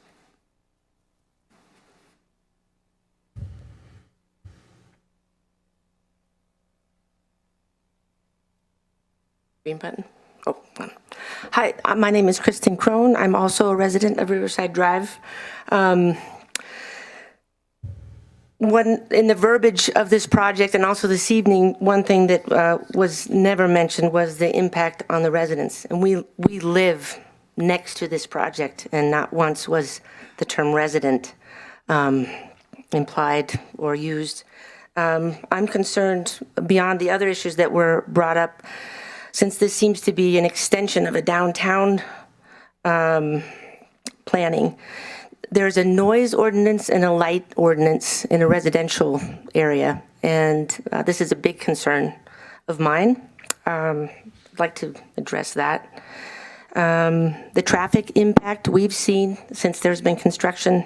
Oh God, I can't see with these or without them. It's been a huge impact since there has been the construction on West River Street. We can't imagine when the park goes in. Everyone has discovered our little street. That's a major concern. The park, the urban park, as it was referred to, that's a concern, that it's an urban park in a historical old town district. I think it's going in the wrong direction.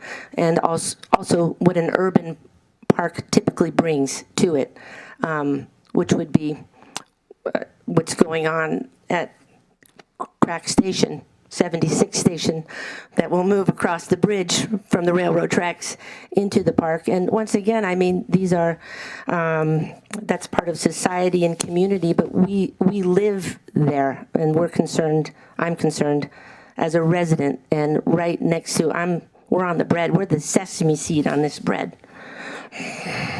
of this project. Very concerned about the pollution and environmental impact of the access to the river. At times of the year, certain times of the year, it's a trickle. There's barely a trickle in that river. And this new access to the river beyond the tubing, and although it's nice that there'll be bins and garbage available, disposal, I'm very concerned about the impact, and I haven't seen anything about that on the river as well. I think that's it. I have 26. Anything else you want to say, Rolf? I got 20 extra seconds. We need to table this. Okay, thanks. Thank you, Kristen. Anybody? Lucas.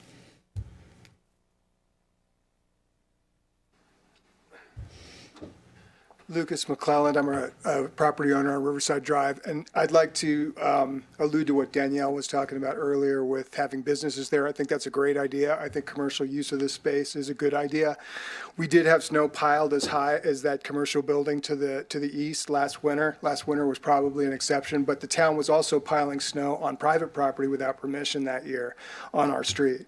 So we've been overlooked in a lot of ways.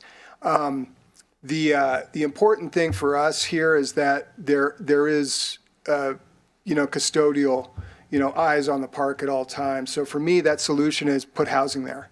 So if you're going to build commercial properties, let's have 10 units, 10 studio units on top of each building, and give the workers some place to live. We have so little housing in Truckee, and there's so many businesses that struggle to keep workers, that if we had those workers there, they'd be the eyes on the park, and that would solve some of our crime problems, I think. The other thing is that if we're spending this amount of money, those property owners adjacent to the park, that's an embarrassment for me living on Riverside Drive, that those properties are unable to be developed because it's not financially feasible with the burden that the Planning Commission has placed on those property owners. And I don't own property there. I don't have a dog in that fight. But the fact of the matter is that those property owners, it's impossible for them to develop that. So are we going to leave that eyesore there while we spend millions on a park? That does not make sense to me either. So some solution should be worked out so that those property owners can get some sort of relief so that they can develop those properties into something financially viable. We're missing out on millions in tax revenue just in that whole strip. You know, this could all be a very good thing, but we've got to kind of spread it out over the whole pie and not just look at this one little aspect of it, is my opinion. Thanks. Thank you, Lucas. Anybody else here in the room? I'm going to ask for any Zoom public comment right now. So if you're on Zoom and you have a public comment, please raise your hand. Rory?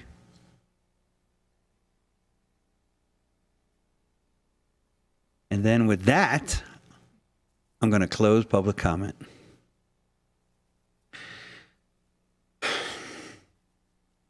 Commissioners, can we get Coral back up there?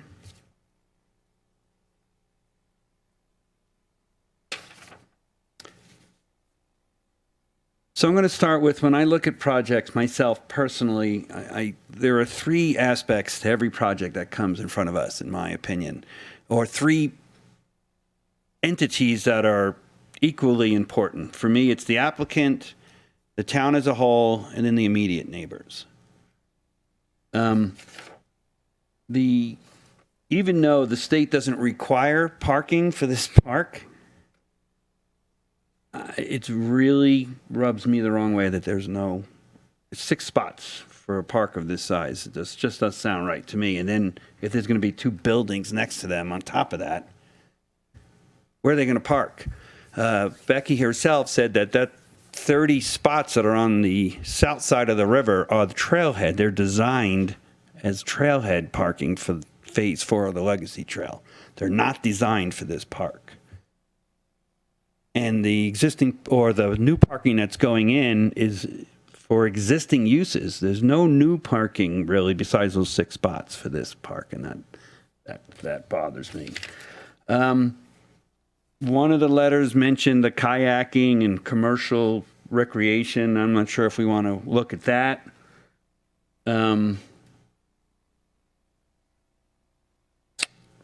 I heard snow storage from public comment, parking,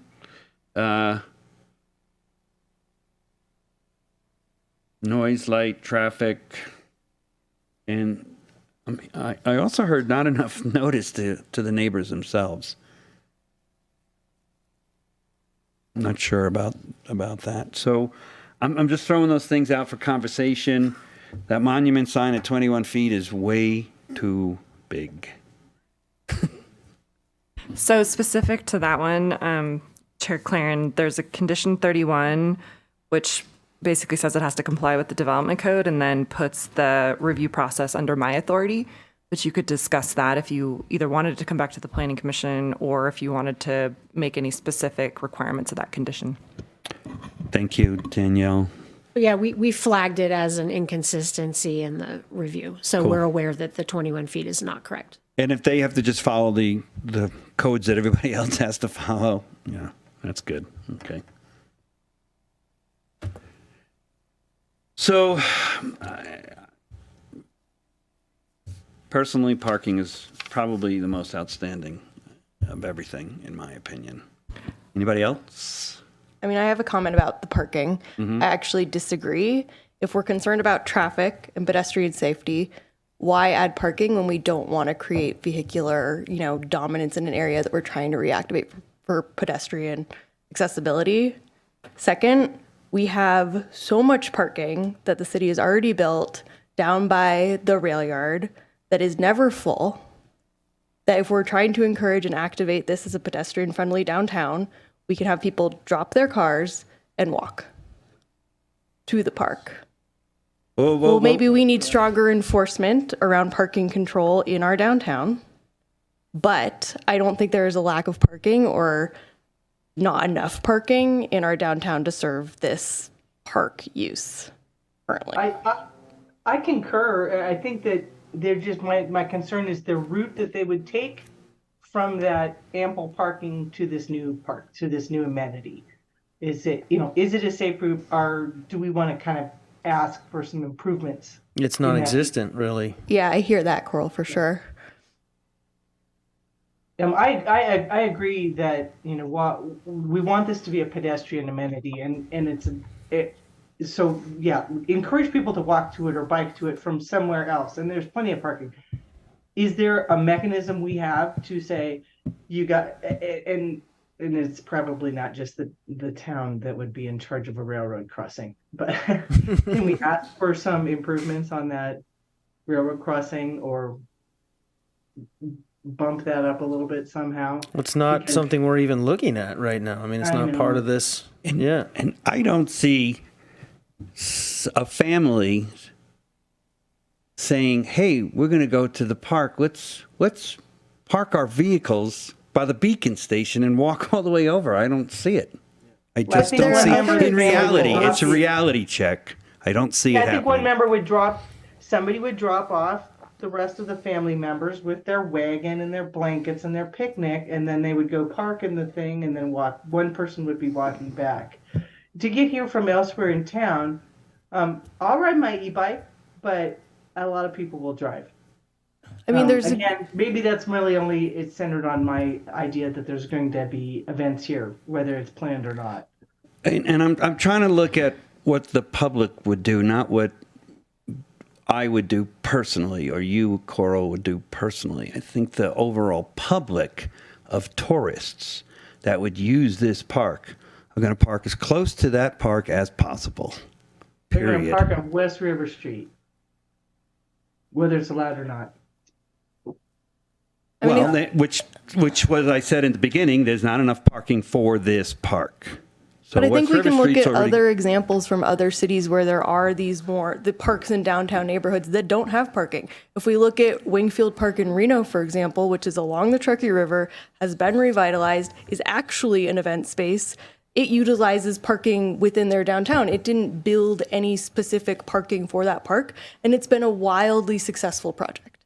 So I don't think we need to limit this based on a lack of, adjacent parking to this site when parking exists elsewhere that is already underutilized. Like, it doesn't make sense to waste space on vehicles in a place where, one, we want access to the Truckee River, we want to maintain this beautiful, we're trying to improve the streetscape on West River Street.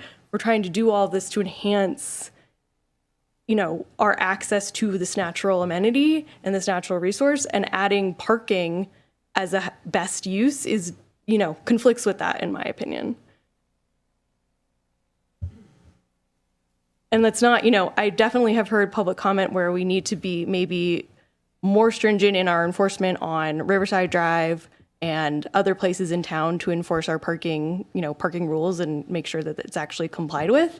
But that's something that can be done in lieu of providing additional parking that I don't know is necessary. I never bought a sandwich without understanding the bread. For me, that's the elephant in the room here. I'm not buying that there's, two commercial spaces that are adjacent that are going to also not have parking. I think, big picture for me, among some other things, I'm leaning towards a continuation or a no on this if we were to take a straw poll. I also have concerns about some of the public comment about who's going to be policing this space. It's unfortunate that in this community where we haven't had some of these problems that larger urban areas have had in the past, we are starting to experience that. And this area just seems like that would just be a perfect haven for some of those. So Vice Chair Gove, would you like some additional information on that? I thought we got that during the questioning. Well, so this design was reviewed and discussed pretty extensively with our police department, especially the configuration of the restroom and the hours that would be available. Because our police officers are very familiar with our unhoused in our community and sort of how our common public spaces are being used. And they feel very confident about the way that this is designed, that it's going to be easy for them to police just like other parts of town. Thank you. Anyhow, as I was saying, I would like to have more information on the on what's going to happen with these two, commercial spaces that are, there's eyes for development. I feel like it's hard for me to approve this design in a vacuum without knowing out what's going on the remainder of the parcel. That's my position.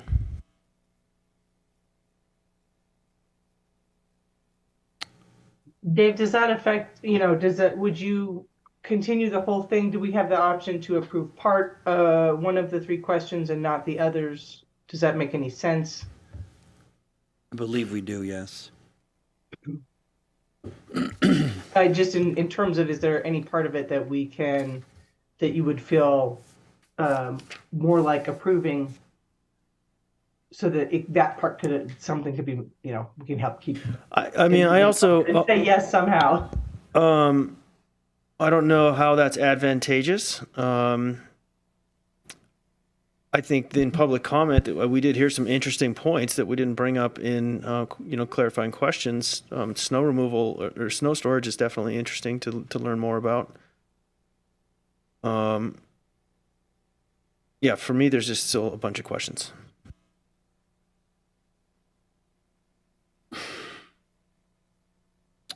There's also some of the public comment that came in letters. I don't know if we want to address any of that or not.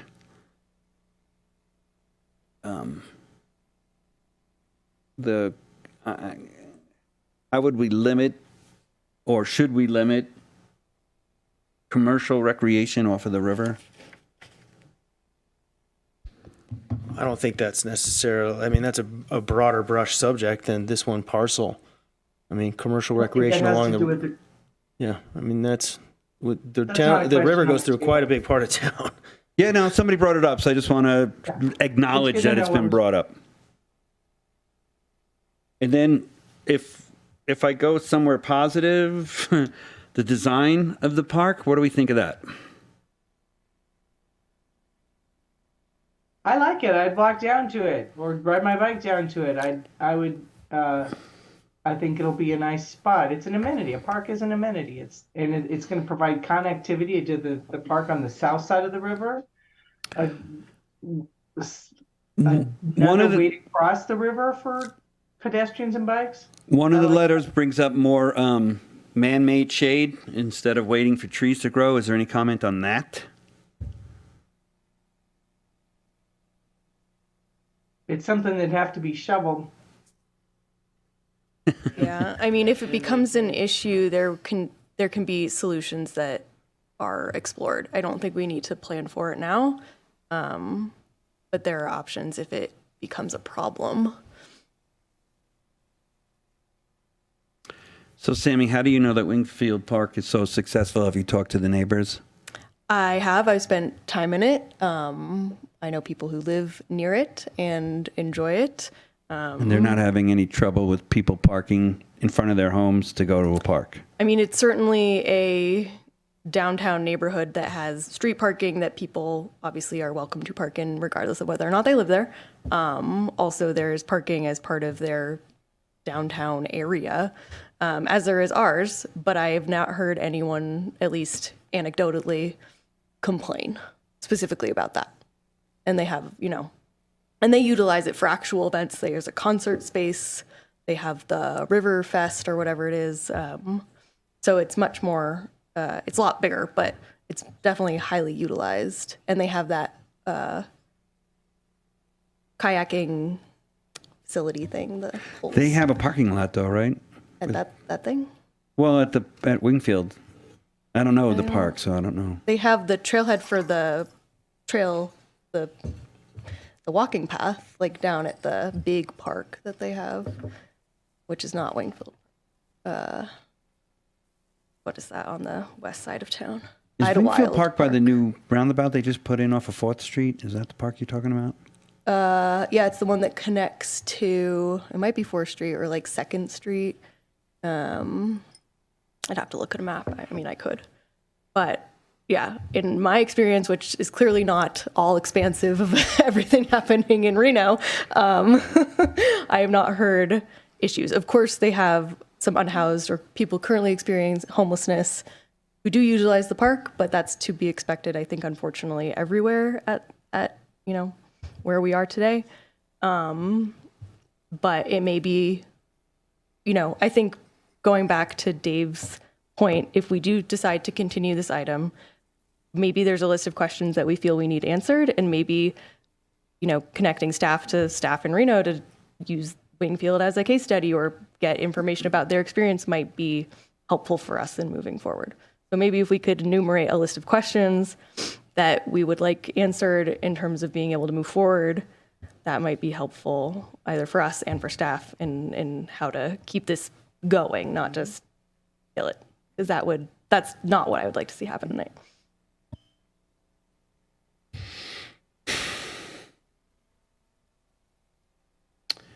Could I offer some information on the snow removal? Yes, please. Okay. That'd be great. So there's a few things. There's, the snow removal along the streetscape itself, and then snow removal in the park. We have not decided if we're going to remove snow from all portions of the park throughout the winter, but we have talked to our facility staff. I mean, the park itself does have a lot of opportunities for storing snow. The park property is also part of the community facilities district, the landscape lighting district that was established as part of the West River Street streetscape project. So we are assessing ourselves to help pay for maintenance of the streetscape. That's done by a combination of our facility staff and our street maintenance staff. In the past, and this would function much like the rest of downtown, where we do snow removal operations in the daytime, but we have an off-haul operation at nighttime. So it would operate, the snow removal would operate on the streets, much like it does in downtown Truckee. So that's sort of kind of a broad kind of view of the snow removal. We could certainly, if we are, develop a snow removal plan as part of this, and that would not be an issue. And since I have the mic, I just want to reiterate, because I'm not sure we made this super clear, but currently West River Street, we've got a streetscape project that is partway done. There's going to be paver sidewalks that connect this site all the way to Bridge Street, sidewalks on both sides, and a lot of opportunity for pedestrian access. And again, our general plan that we just adopted had a lot of policies in it about trying to really make mode shifts, get people out of their cars, and provide opportunities for people to access sites, pedestrians and bicycles. And we don't want to, there is policies in there about limiting parking, and we have the parking district, so people could park at Jack's, or there is a parking lot on West River Street that they can walk down from. So it's not like I just want to reiterate that there are opportunities to park in the parking district that are, I think, in a reasonable walking distance. So the Jack's parking lot is not that far from the site. Plus there's some on-street parking. We're also not we are currently proposing 6 spaces along the frontage of the park, because that sort of lines up with the long-term park frontage. We didn't put spaces in front of the other, the potential parcels that might be for future development by commercial uses. So there is some space on Mill Street for on-street parking that's not part of the calculation, but it's a wide pavement, so there's parking there. So I just wanted to reiterate some of the other opportunities for parking near the site. So the current configuration of Mill Street, they just repaved that little section there, and it's pretty small. So is that going to be bigger when this is finished? So the long-term plan would have some parking on Mill Street. It's not parallel or head-in? Head-in right now is, I think, the plan.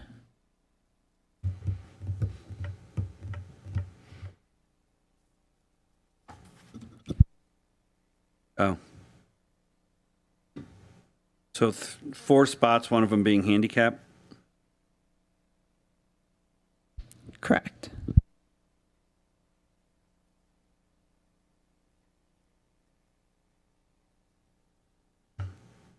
So Dave, if you had a list of issues to justify a postponement, what would they be? I mean, it's getting to know what is the use, the intended use for the whole site, right? Not the intended use, but what's the plan for these 2 commercials? Future proposed commercial entities that are going to be there, and then after having more of a conversation about snow storage, get a better understanding from engineering about what is currently being stored on the property now, and then where that gets moved to. Right? So hearing from what the neighbors are saying is that there's a whole bunch of snow that gets stacked up there, and then where's that going to go? Our main spot for storing snow is in the rail yard development in the balloon shack. And we actually just reconfigured that site to improve our snow storage capacity out there at the mobility hub. And specific to the commercial sites, there isn't more information that we can give you because we don't have any proposals. Nothing's been submitted to us. Okay, so then what's the contingency plan? What does it look like if nothing comes to fruition? I mean, that's what Becky and her team have been working on as far as negotiations, that the sale would only happen with some very specific timeframes of when the construction would start and finish before the town would sell the property. That's sort of putting bumpers on it so that there isn't this sort of sale of land and then nothing happens and it just sits vacant. So that's been thought out from day one when council first decided to set aside general fund money to do this project, that they wanted to have assurance of what sort of uses could go there, and they wanted to have some assurance of the timeframes for when that would happen, and that's what's being negotiated right now. And so more of the details for that is what I would like to see, Mitch, to answer your question. Thank you. Yeah, and then also if that doesn't happen, what does if neither one of these things happens, what's the plan for the whole park, that whole property? That's what I would like to know. Okay, I don't have an answer for that. I know that.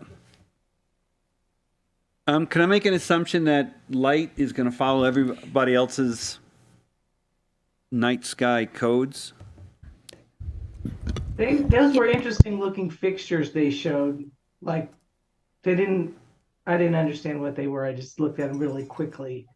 But presumably it would not get approved, or it would not be fine. The design would not be finalized with anything other than dark sky compliant lighting.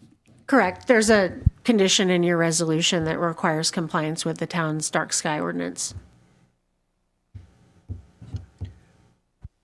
So noise and light. So noise is going to be created by snow removal regardless of where that goes. So that's that part of living downtown, and I live downtown, is some of this you just have to put up with the convenience of being, or the beauty of being downtown. I would argue that you have to listen to snow removal no matter where you live in Truckee at some point in time. Yeah, downtown it's worse. That's true. I can hear the freeway. So I can hear Caltrans off the freeway. Yeah, I think that's a great point, Mitch. As a downtown resident, you have to. That's a trade-off. It's you trade off a little bit of the peace and quiet, but you Right. obtain the activity and the access to the amenities, such as this park. But how much is that trade-off? Well, I mean, how much you? How much for noise? How much for light? How much for traffic? How much for parking? How much for homelessness? How much of a trade-off? When does it become too much? That's up to the homeowners that decide to either buy there or not. No, that's up to us sitting here. That's why we're here. But everyone has a different threshold. That's completely subjective. Exactly. It's completely subjective. There's Correct. no way that we You can can't measure regulate it for that. other, you can't measure for other people, but we can try to make it a good situation. We can try to do For everybody. For everybody, exactly.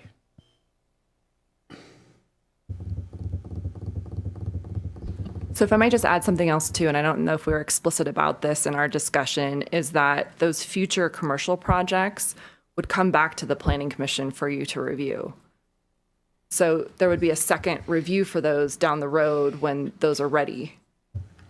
So it's not that I understand that you have interest in being able to understand what those are now, but they haven't been submitted. And this is something that council provided the direction to the staff to bring forward exclusive of those buildings. So we wouldn't be able to bring you more information back if you delayed this a month. But what you would be able to do is review them in the future when they're ready. At which point we could just decide whether or not they're consistent with being next to a park. Advantageous to being next to a park. I'm somewhat comfortable with that, but Dave, I understand your concerns. And it's parking for me. Everything else I can deal with. I can't. Public comment's closed. I'm sorry.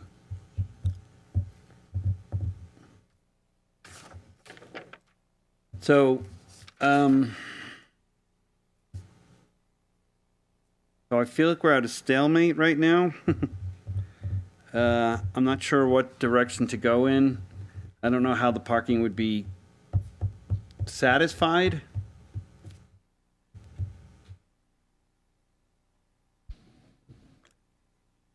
I'm not sure how you could even add more parking to this. Not sure what that looks like. I really feel like that parking lot over by Jack's is going to be, it's probably sufficient for the casual use of the park. I think the only concern would be if there's an event. So, Coral, I live down there. That parking lot's full all the time. Is it? Yeah. It's already full. West River Street's already full. The only extra parking Sammy was talking about that I know of, being a resident of downtown, is way back behind the Beacon. That's it. And yes, it's pedestrian friendly at this point with the new configuration of West River Street. You could walk there, but what tourist coming from New York City is going to walk there? Only a well-informed one. And someone That's my from New point. York City would expect to park not right exactly in front of where they're going to, I'm pretty sure. No, they're going to park anywhere. I agree. I mean, it's underutilized parking. If it's there, we can use it. And this may be a non-concern because there may never be events at this place. You know, I don't know the program for this space. And events would be something that would be considered separately. And all events that we have, they have to manage their flow of people and parking. So we could require shuttling or, you know, if we even got to that point. I mean, I don't think that there's interest on the town's part to program this for events at this point in time. It's really more of a passive park to be able to enjoy the river, because that came out of several town processes about trying to create some more access to the river. So that's the intent. That's where it evolved from. Yeah, I worry less about the parking. And I would just add that we did calculate the parking demand based on the Institute of Traffic Engineers. There's a rate. It was a calculated amount. It was not something that we just sort of pulled out of thin air. So I'm struggling a little bit to, if there was some additional desire for another parking calculation, because we've already done one. So I need some clarity. I read that calculation. Sorry, I read that calculation, and it was like that was based on a park of was something like 10 acres, and then you established a ratio for which you estimated the number that would be needed here. And was this 10-acre lot park similar in intensity to the West River Street Park? It was the most similar example I could find to use. So the example, what I used, it was a 10-acre park with a playground, a picnic area, and a hiking trail. And there was just nothing closer to what we're proposing. It was the best I could find. And from this calculation, it really only said we needed 3 parking spaces. So 6 doubles that. 3 parking spaces? You'll need that just for people using the bathroom.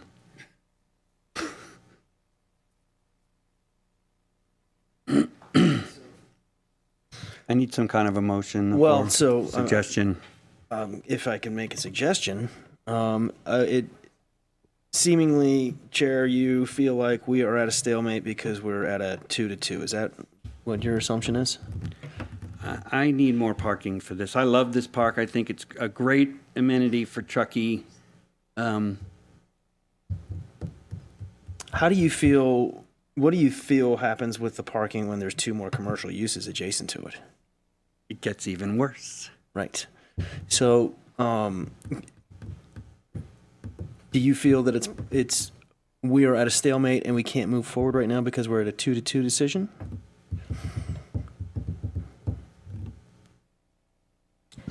I could just interject. You could certainly make a motion, and if you do land at 2-2, that's essentially taking no action tonight from the commission, and it automatically would get elevated to the council for their action. I was going a different direction, so, but thank you very much. Sure. Yeah.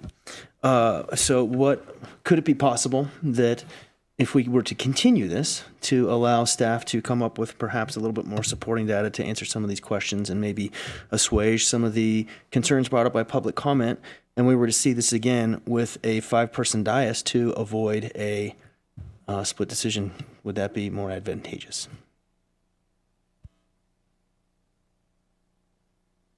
Yeah, How long would that delay? Would the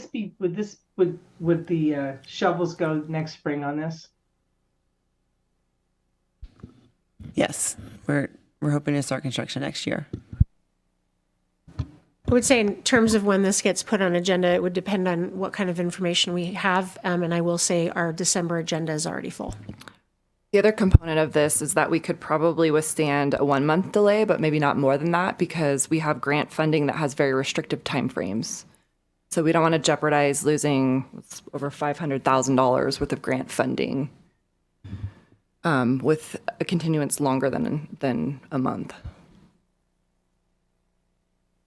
And I think from a staff perspective, we would really want to have a good understanding of what additional information you would want that we can provide for you. Because as I said before, there's just some things that we cannot provide. I mean, we don't know what the future development projects are. I guess, is there a time frame where you see those proposals being submitted? Or do you still have just no idea? I think that's part of what's being negotiated, and some of it depends on the actions that happen with the Planning Commission too. What's the drop dead date on the grant funding?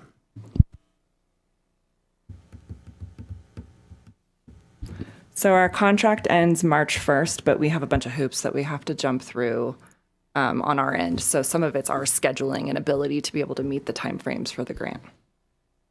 And if we were to, if this were to get continued into the January regular lease plan meeting, that would not be an attainable time. I think what we would end up doing is schedule this for December and then push the other projects because continued projects go first on the agenda. So we would just push out whatever else was previously scheduled for December.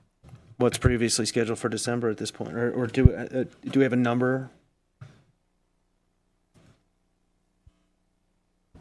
Yep, we've got a map modification for a project on Trails End.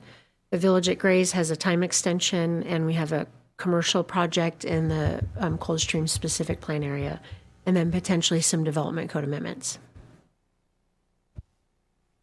I guess All the 4 committee members that are here now planning on being here in December meeting? Yes. Yes. Yes. All right. But I guess the second part of that question is, will we have any new information in December? I can't say at this point I understand what information you're looking for as a commission that we could provide. We will have a 5-person dais that will not be tied, was just where I was going with this. Sure, but just like thinking ahead, we won't be looking necessarily to continue it in December. We'd be looking for a yes/no with the 5 of us. Which and if we can't get the information, that's just continuing it so that we have a 5-person quorum. It seems kind of odd to me. Seems like we should be asking specific questions that need to be answered in order for it to be continued. Specific.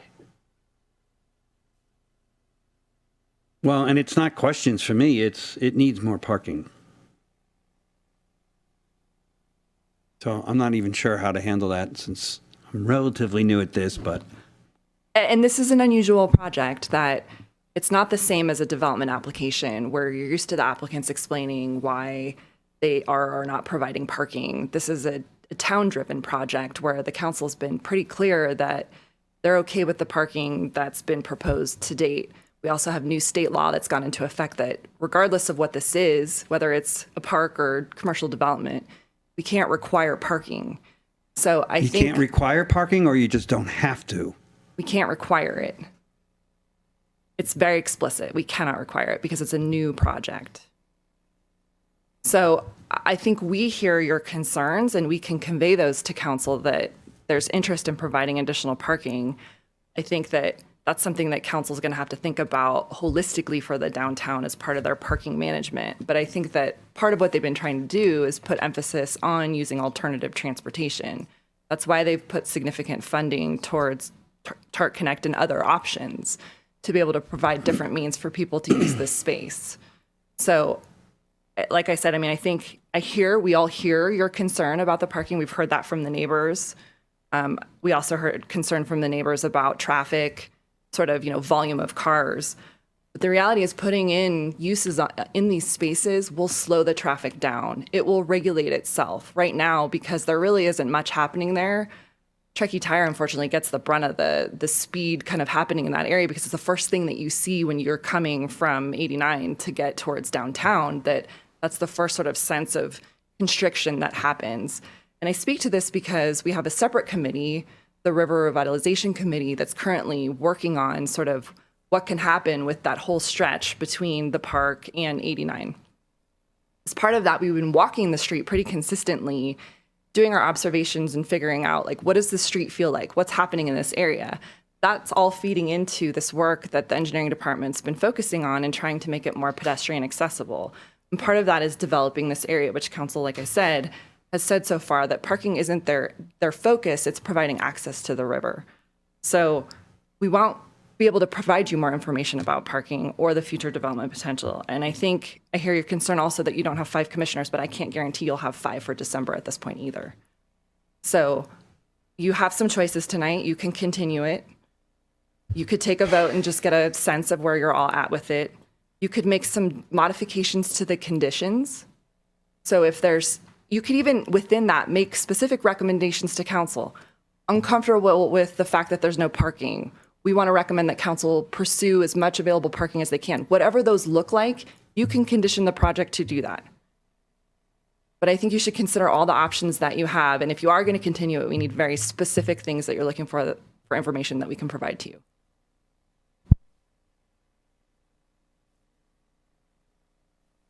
So if we were to request the council to put as much parking towards it as possible, they're not going to do it, but I'm just being told that I can't require it, so. You can't. Your condition would say, we as the Planning Commission recommend that the council consider the implications of not having parking in this area or sufficient parking, or however you want to word it. Because the council's going to get a copy of this and they're going to review it. So if you want to make that as part of your motion for the commission, you can do that. And yes, it is up to their discretion whether they want to pursue that or not, but I feel like as a group, there are some things that you want to discuss that maybe you want to present to council in conditions if you get to that point.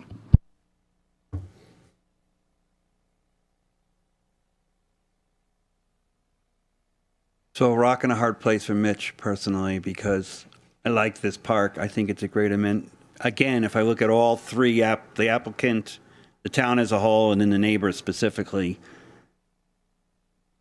the town as a whole gets benefit. The applicant gets the benefit. The neighbors get they get a big benefit, but they also have to take the brunt of the impact, which is what's happening to me on South River Street right now.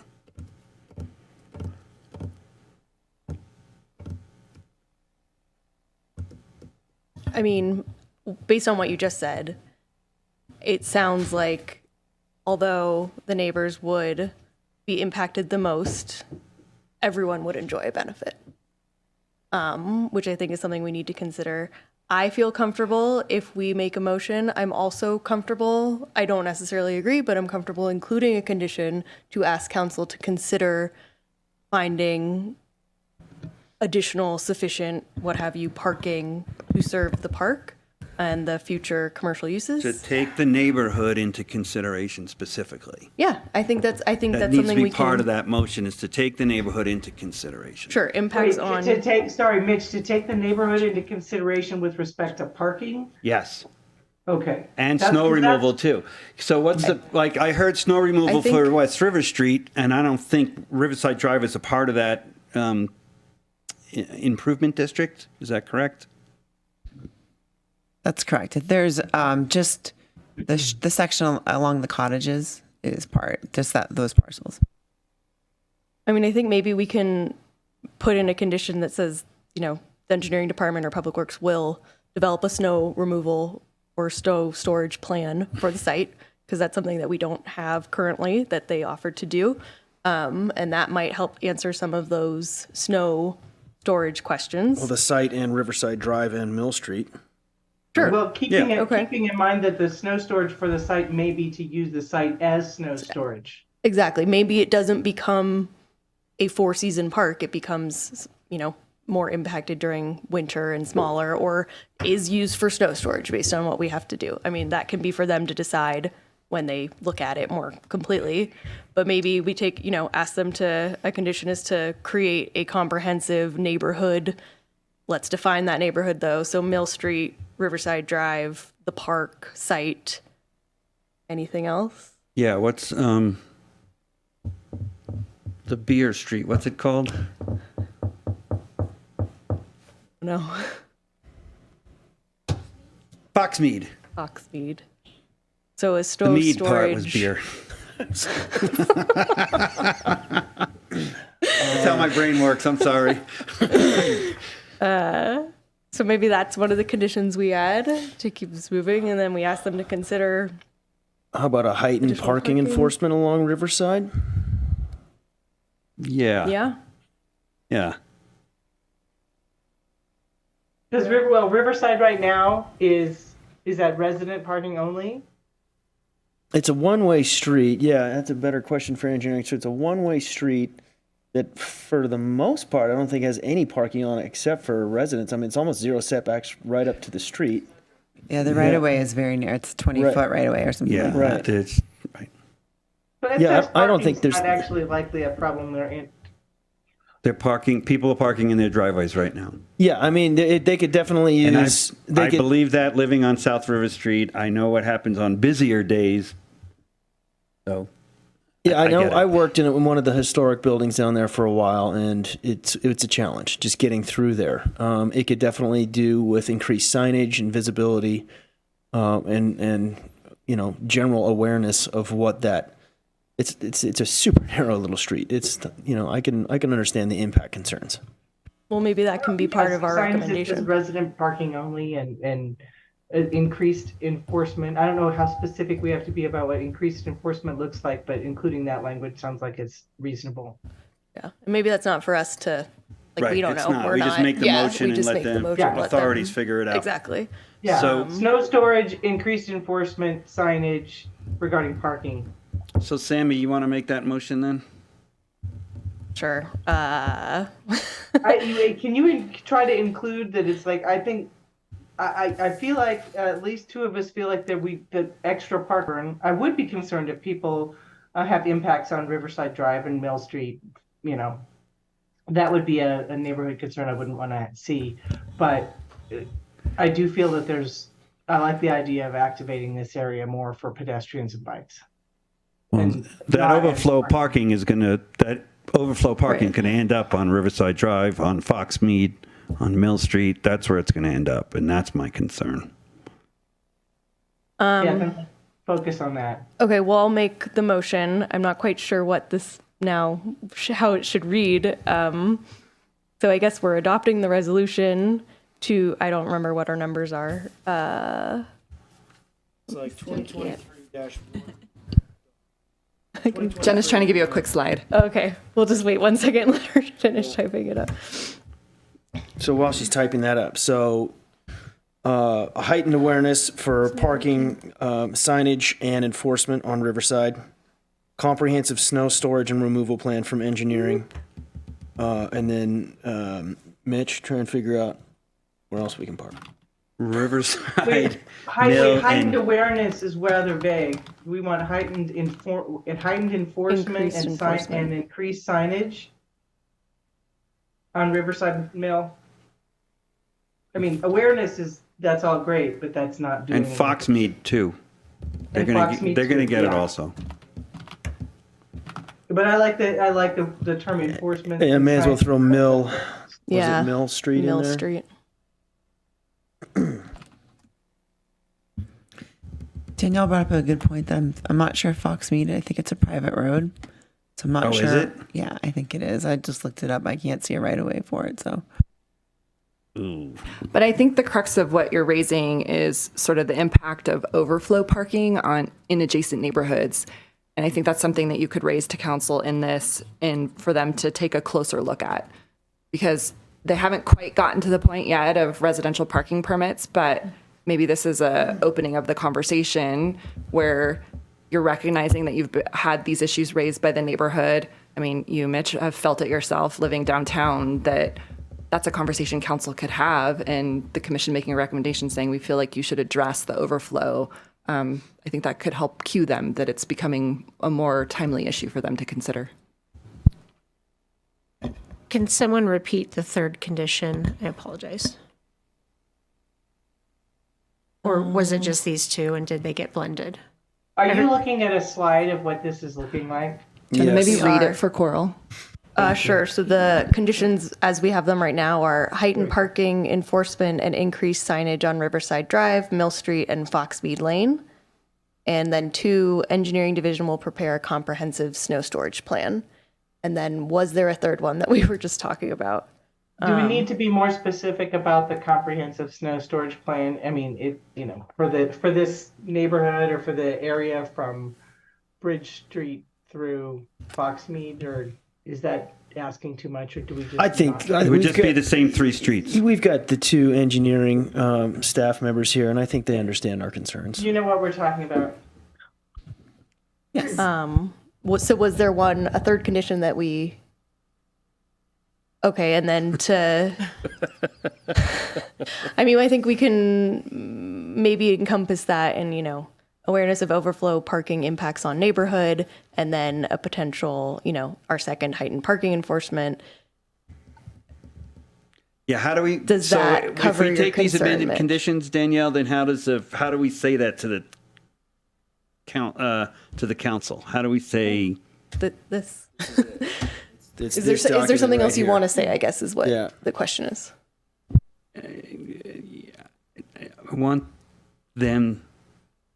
I would like them to consider the neighborhood as well as the overall benefits to the entire town.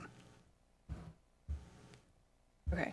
So consider, general impacts on the neighborhood, or are there specific? What if you just said consider the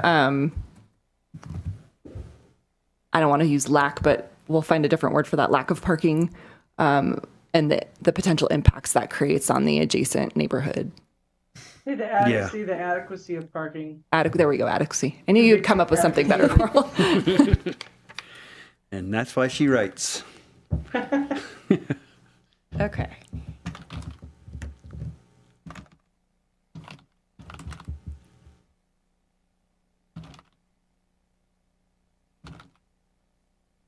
Okay. Should we move ahead with this, Mitch? Yes. Okay, I make a motion to adopt resolution 2023-17 to Turbine project exempt from CEQA pursuant to section 15183 and approve development permit, use permit, and sign plan, subject to the recommended conditions of approval, amending the conditions to include heightened parking enforcement and increased signage on Riverside Drive, Mill Street, and Foxmead Lane, engineering division to prepare comprehensive snow storage plan, and consider adequacy of parking and its impacts on the surrounding residential neighborhoods.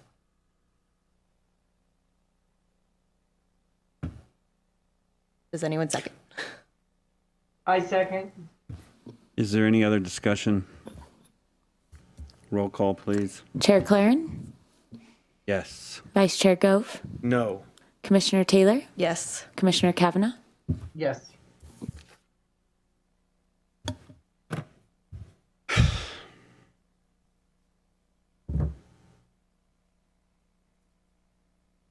We'll note for the record that the motion passed 3-1. Thank you.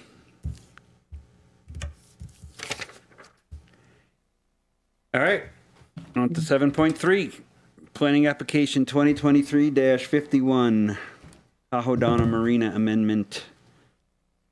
Luke. Wait, I have to recuse myself on this one. So I'll see you guys later. I will. Okay, Carl, thank you.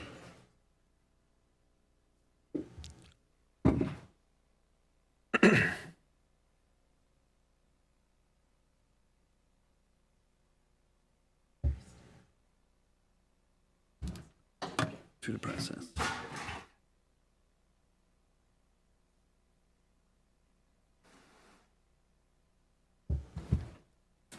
Good evening, Chair, Commissioners. My name is Lucas Cannell. I'm Assistant Planner, and I'm here to present the Tahoe Donna Marina Amendment and Minor Use Permit for your consideration tonight.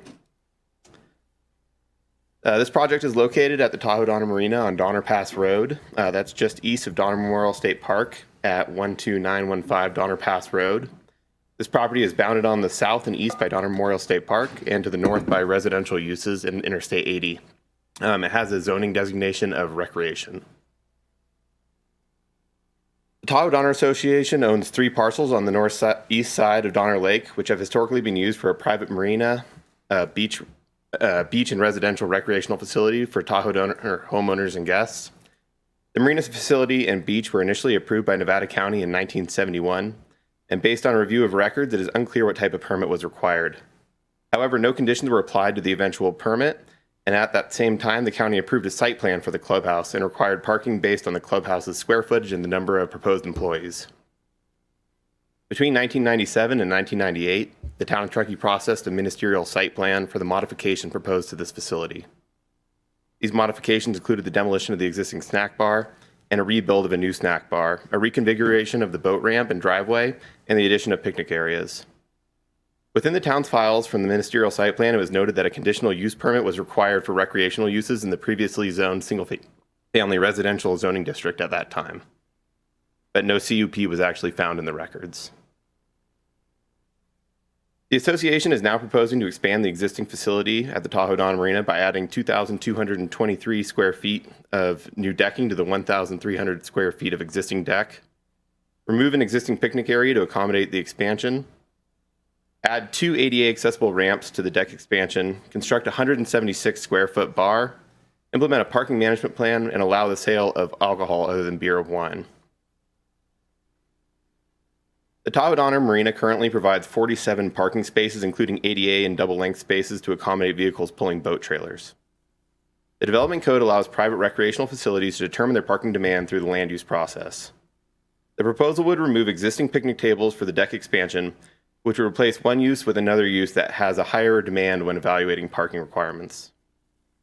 To compensate for the increase in parking demand, the Tahoe Donner Association has secured a lease with the Truckee Tahoe Unified School District to utilize up to 175 parking spaces at Truckee High School West parking lot located at 11911 Donner Pass Road. The parking management plan was conceived due to site constraints that would make increased parking on site infeasible. The Tahoe Donner Association maintains a fleet of shuttles that bring guests from a high school parking lot to the marina at regular intervals, making up for the lack of on-site parking and reducing vehicle trips on the already crowded Donner Pass Road corridor north of Donner Lake. In addition to the management plan, staff is recommending the installation of 20 bicycle parking stalls to allow marina guests to use alternative forms of transportation to access their facilities. The Tahoe Donna Marina has been selling distilled alcoholic spirits to patrons since 2011 with a Type 51 ABC license, which authorizes the sale of beer and wine and distilled spirits to members and guests only for on-site consumption. When town planning staff were looking at previous land use entitlements for the marina, the sale of alcohol appears to have never been approved and is being sought at this time. This can be allowed with a minor use permit in the recreation zoning district in which the marina is located. The project also proposes a 6-foot tall glass windscreen around the perimeter of the deck to protect patrons from the elements while dining in inclement weather. The Development Code includes regulations that prohibit fencing or walls to exceed 6 feet in height, which would be exceeded by this windscreen when accounting for the elevated deck in which it would be installed. Additionally, staff has concerns with glare affecting adjacent properties, people recreating on the water, and public beaches due to the south-facing nature of the windscreens. Recommended condition of approval number 5 would require the windscreens to be 42 inches in conformance with current California Building Code commercial height railing requirements. The proposed amendment and minor use permit for the Tahoe Donna Marina is consistent with the newly adopted 2040 general plan and is supported by policies and goals such as supporting businesses and industries that draw on Truckee's natural assets and addressing parking issues in the Donner Lake corridor through a variety of strategies, including parking management plans and improved bicycle, pedestrians, and transit facilities. The proposed modification of the facility will also enhance the enjoyment of Tahoe Donner's residents and guests while making the facility more accessible to those with disabilities by adding new ADA accessible ramps. Staff recommends the finding the project exempt from California Environmental Quality Act pursuant to section 15301, which allows additions to existing structures up to 10,000 square feet if public services and facilities are available to support the addition, and the proposal is consistent with the general plan. Due to the project's location on Donner Pass Road, all services and facilities required for the operation of the expanded marina are available, and as previously noted, the plan is consistent with the 2040 general plan. The expanded deck will be replacing a current picnic area, causing the project to have a minimal impact on the environment since it's an already disturbed area. The proposed parking management plan is intended to decrease the congestion on Donner Pass Road, and proven bicycle facilities will allow patrons to utilize alternative forms of transportation to access this facility. It should be noted that there was 2 public comments on this project with concerns to the increase in the facility. There was concerns about specifically parking, light, and noise. Staff believes that the increase in the facility, as mentioned earlier, is minimal since they are removing an existing picnic area for the expansion of the deck.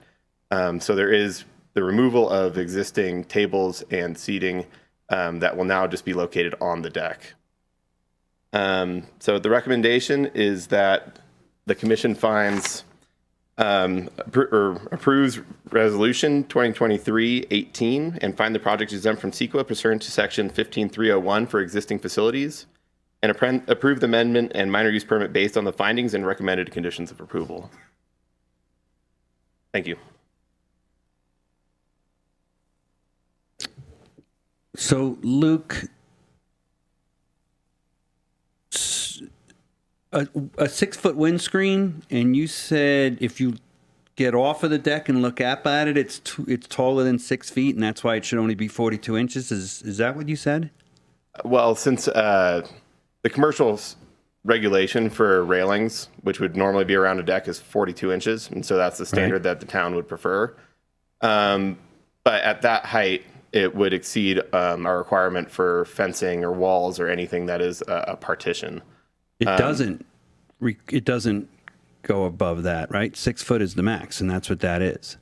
When the deck is included, it would exceed it, yeah, from the ground level, which is what would be viewed by the public.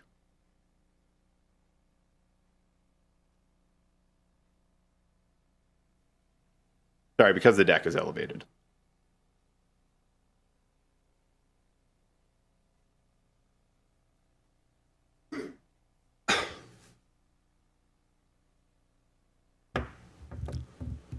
Not sure I agree with that.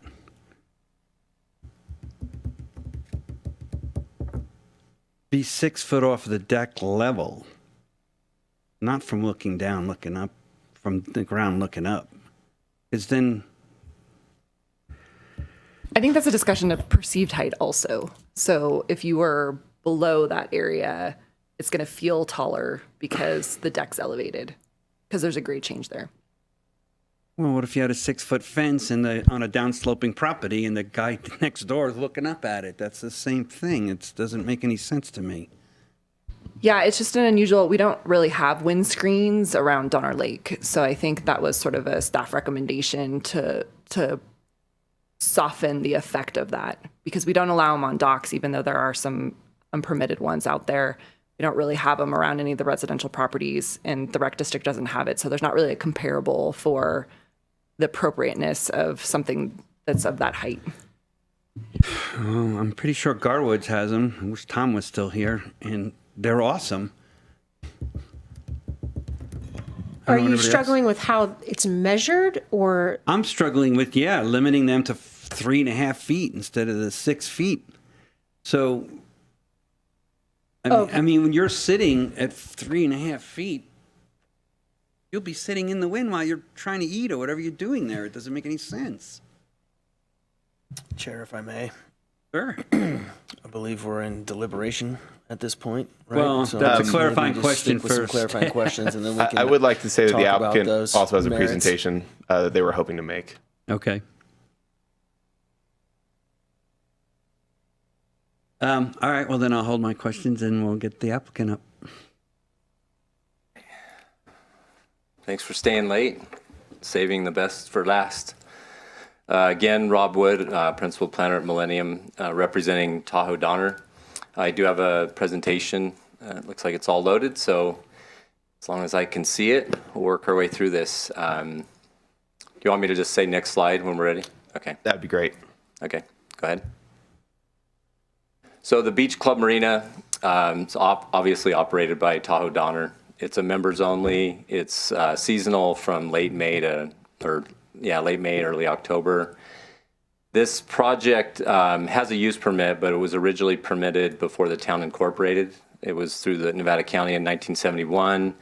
Since then, town incorporation, the boathouse was permitted and constructed in 1998. Lots of existing features on at the Beach Club Marina. They're all listed there. There's a boat ramp, there's restrooms, there's a beach, roped off swimming area, picnic areas, a lot of rental opportunities for water sports. There's a snack shack that currently serves food, beer, and wine, and a kids facility. I can't see the last one over the head. Next slide. And parking. We'll go through that as well. So the existing conditions are shown here in the photos. This is in the area that we're doing the project, the improvements. So you can see the existing boathouse there on the right. And again, it was constructed in 1998, and inside it has a snack bar and restrooms.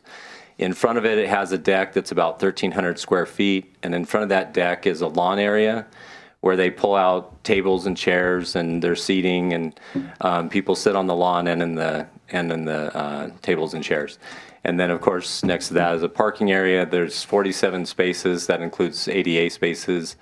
And then there's also additional parking along Donner Pass Road, as well as a parking management plan that I'll go through. Next slide. So the parking management plan, I just want to be clear, it's not being implemented as because of this project. It was implemented in 2021. What triggered that was parking along Donner Pass Road. You used to be able to park diagonal, and so that was changed to not allow people to park diagonal and start parking parallel for safety reasons to pull out in the bike lane. So that was implemented in 2021, and as part of this project, that'll just continue on. It's not being modified. And I'll talk a little bit about how it works. Is during the peak season, Tahoe Donner leases spaces from the Truckee High School, which is just down the street. They lease up to 75 spaces. They've never filled all those spaces. And then they have a continuous shuttle that goes to and from the marina during the peak hours from 11 a.m. to 5 p.m. Goes back and forth from the marina to the high school. And then they have staff that also conducts traffic management. So when the parking lot's full, they direct people over to the high school, and then the shuttle goes back and forth. So that's how they've been doing it, and it works out great. They renew that parking agreement with the high school each year. And there is a condition in the project that if they were unable to, for some reason, if they were unable to increase or extend that agreement 1 year, then they would find other places to park and still run the shuttle. They don't anticipate that's going to happen. So I just want to also be clear, this project doesn't increase the parking. It just shifts the seating from the lawn area to the deck area. So the deck's going to be extended over the lawn where people currently sit and eat, and now they'll be able to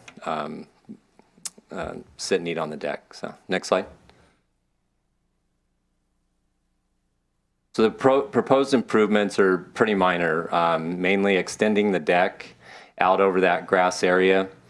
There's a small shed that's going to be a permanent bar. It's 176 square feet. We'll show some elevations of that. The improvements to the ADA in 2 locations, those are just necessary to upgrade. As we discussed, the tables will be moved from the lawn area to the extended deck area. There's going to be a couple portable fire pit areas on the deck, and then the windscreen will be around the entirety of the deck. And then as part of this project, there's no tree removal and there's no increase in the parking demand, as we just discussed. Next slide. Here's a picture of the existing deck and the existing lawn area that the new deck will be extended to. Not all the way to the edge of the lawn, just to about that closest table. Next slide. ADA improvements at 2 locations. From the existing ADA stalls, there'll be a ramp over to the deck, and then there's a picture on the left there of the existing ADA ramp. That's just going to be upgraded and improved. Next slide. There's 3 elevations of the 176 square foot shed that will be used for the bar area. There's the front elevation and the 2 sides. Next slide. So lots of member outreach has been going on for the last almost couple of years on this project, starting with a online campaign. You can see that on the side. That's all the information has been posted on tahoedonner.com. There's been signage installed for the last more than a year on site, and then multiple board presentations. I don't need to go through all those, but there's 10 of them there that the board regularly presents and gives updates to their members. And the last couple have been related to budget as we get closer to making this happen. Next slide. So we're in agreement with staff's recommendation to approve this project tonight, and with the conditions of approval, with the exception of one condition. That's condition 5, related to the height of the windscreen. We'd like the Planning Commission's consideration to allow us to go to 6 feet. We don't believe because we're in disagreement with staff's interpretation of the development code that it should be looked at from the ground. There's lots of situations where people have an elevated deck, and so if we apply that same logic, people that have a 5 foot or 6 foot high deck off the ground wouldn't be allowed to put anything. So we're disagreeing with that. And then the other issue was about glare, and I think there was mentioned in the staff report about glare toward the public beaches. So we went out and looked at that, and just to make sure that there'd be no, we wanted to see the vantage point from the beaches to the windscreen. So I have a couple photos of that as well. Next slide. So that's a public beach that's close by, and you can see off in the distance. I mean, it's very, very difficult to see the building at all. It's pretty screened. Next slide. Same thing. We have 4 or 5 along there, but I just show a couple that it's quite a ways away. I don't think there's going to be an issue with from glare to go up another 1.5 feet. Next slide.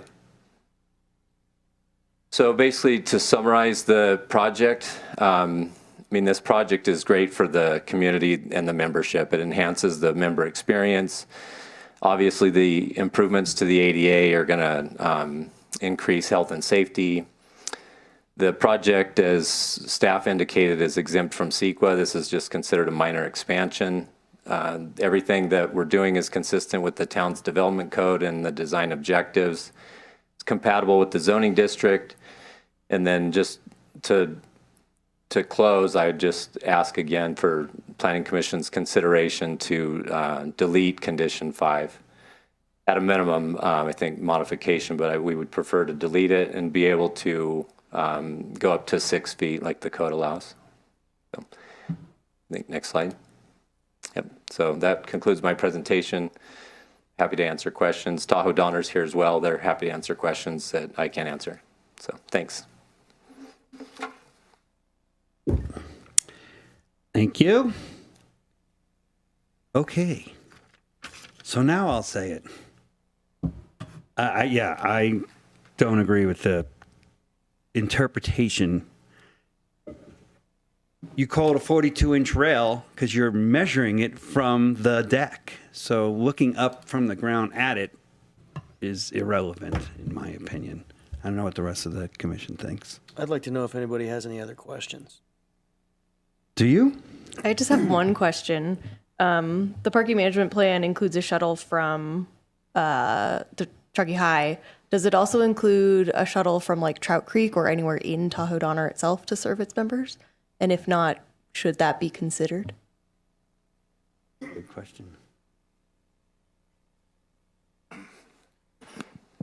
The spaces at the high school has been plenty.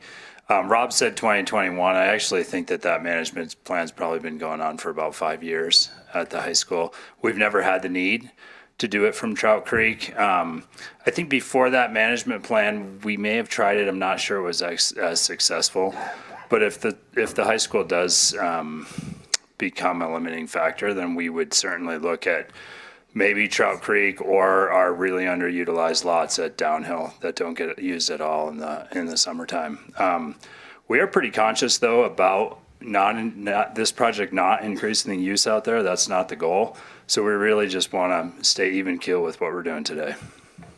Yeah, it wasn't necessarily a increase in use question, just a convenience question for people who live in Tahoe Donner to be picked up in Tahoe Donner versus the high school. You know, our patrons we have that nice circle drop off, and you come drop all your, the kids off, all the lawn chair, whatever, beach, your umbrellas, everything, and then cooler, dad goes and parks and grabs the shuttle. I think that's just what's preferred right now. Okay, thanks. Mr. Gove, do you have any other questions? Has glare-resistant glass been explored? Yes, I think there are opportunities to have anti-glare glass. It hasn't been priced out, so it is being looked into. We don't think it's necessary, but being looked into, sure. That's all I got. Thank you. Oh, and Kavanaugh's gone, so it's just the three of us. Right. Sammy, any other questions, comments? No. All right, so I'm going to open up to public comment. There's nobody in the room, so I'm going to open it up to Zoom. If you have a public comment and you're on Zoom, please raise your hand. Rory. Thank you. I'm going to close public comment.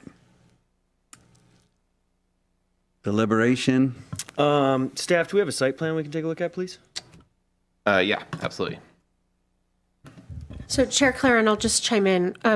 The word railing was mentioned simply because we were looking at what would a typical standard for a railing be. The code, and I will say we're not making an interpretation of what this is. It has treated it as a wall, and we don't have flexibility to go above 6 feet. So I think if your commission wants to go above 6 feet, it would probably be beneficial to say it's not a wall and instead it's a railing, because our height calculation is very black and white with respect to how we would calculate the height of the structure. And It is a railing, so that's fine. Yeah. Okay. So if the commission is comfortable classifying it as a railing rather than a wall, then I think that gives you greater latitude. If you were to go above 6 feet and call it a wall, then you don't actually. Well, and I'm not asking to go above 6 feet. Okay.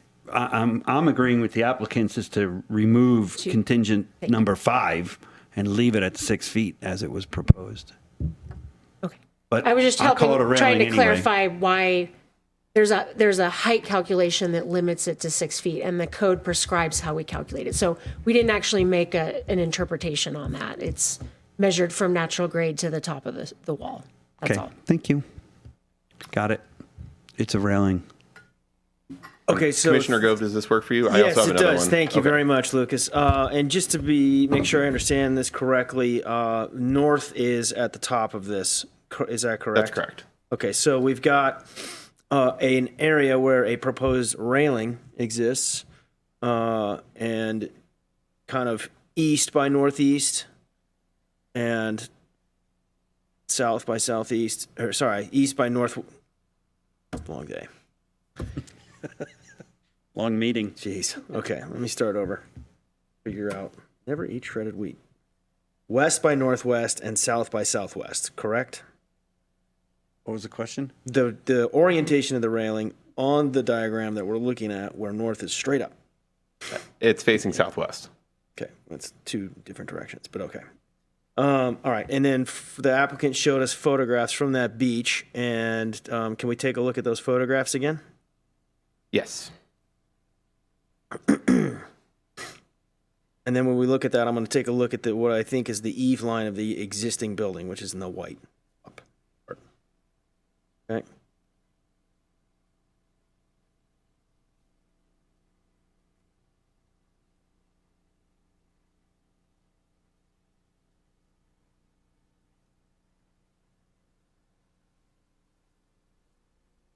Yeah, good. Okay.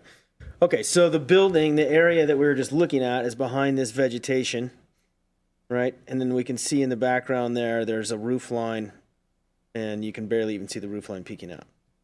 Okay, I'm clear.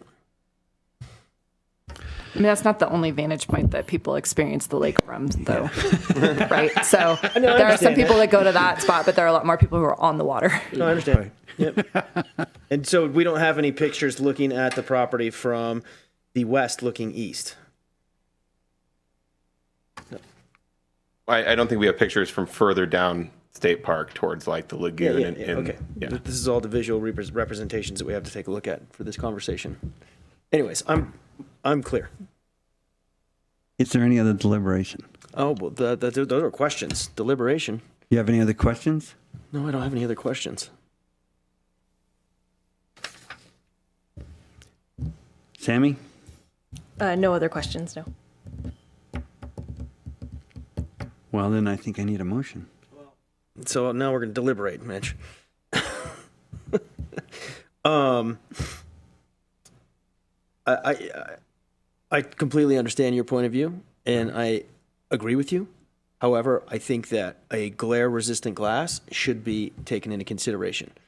And I think instead of just abandoning the condition of approval number 5, making it a 6-foot to a 4-foot railing, I think I'm okay with a 6-foot railing glazed with anti-glare glass. I can live with that. I like that. Then make that motion. Can I have yep, thank you.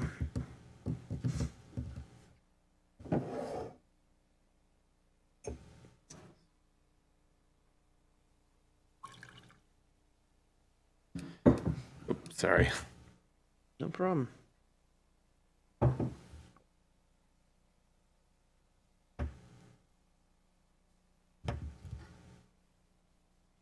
Okay. Oh, I need the application number. Sorry about that. The No application problem. Take is your time. 2020. Oh, the resolution number Resolution is number, yeah. 2023-18. So I move that we approve resolution number 2023-18 with the amended condition of approval number 5, allowing a 6-foot railing glazed with anti-glare glass. I second. Chair Claren? Yes. Vice Chair Gove? Yes. Commissioner Taylor? Yes. Motion carries, sorry. I'm still thrown off from the last one. And that was a 3-0 vote. All in favor. Thank you.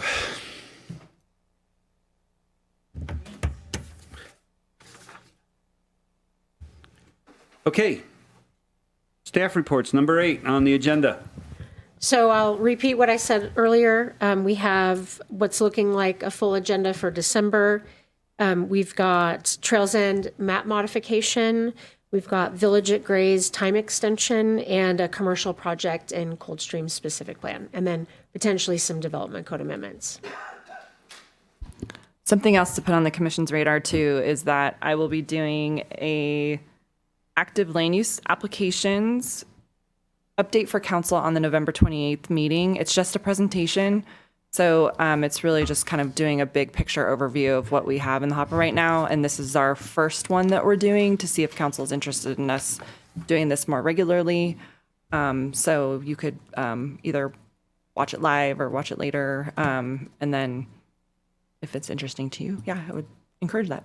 So Danielle, pursuant to our conversation the other day, I have a Follies meeting that night, so I'm going to be watching it afterwards. I just wanted to let you know. And that's great. I think this was for us to try out to see if we needed to repeat it for the commission. But I think if you watch it first and then let me know, we'll decide if we. That's perfect. Partly because we just don't have space on agendas. That I don't want to suck up an agenda space with that when it's going to be available in front of council. What's the Shannon, date what of was that? the 3 things again? I just want to write them down so I can start reviewing. November 28th. The projects, a map modification for a Trails End project, Right. Village at Gray's time extension, and a commercial building in Coldstream specific plan.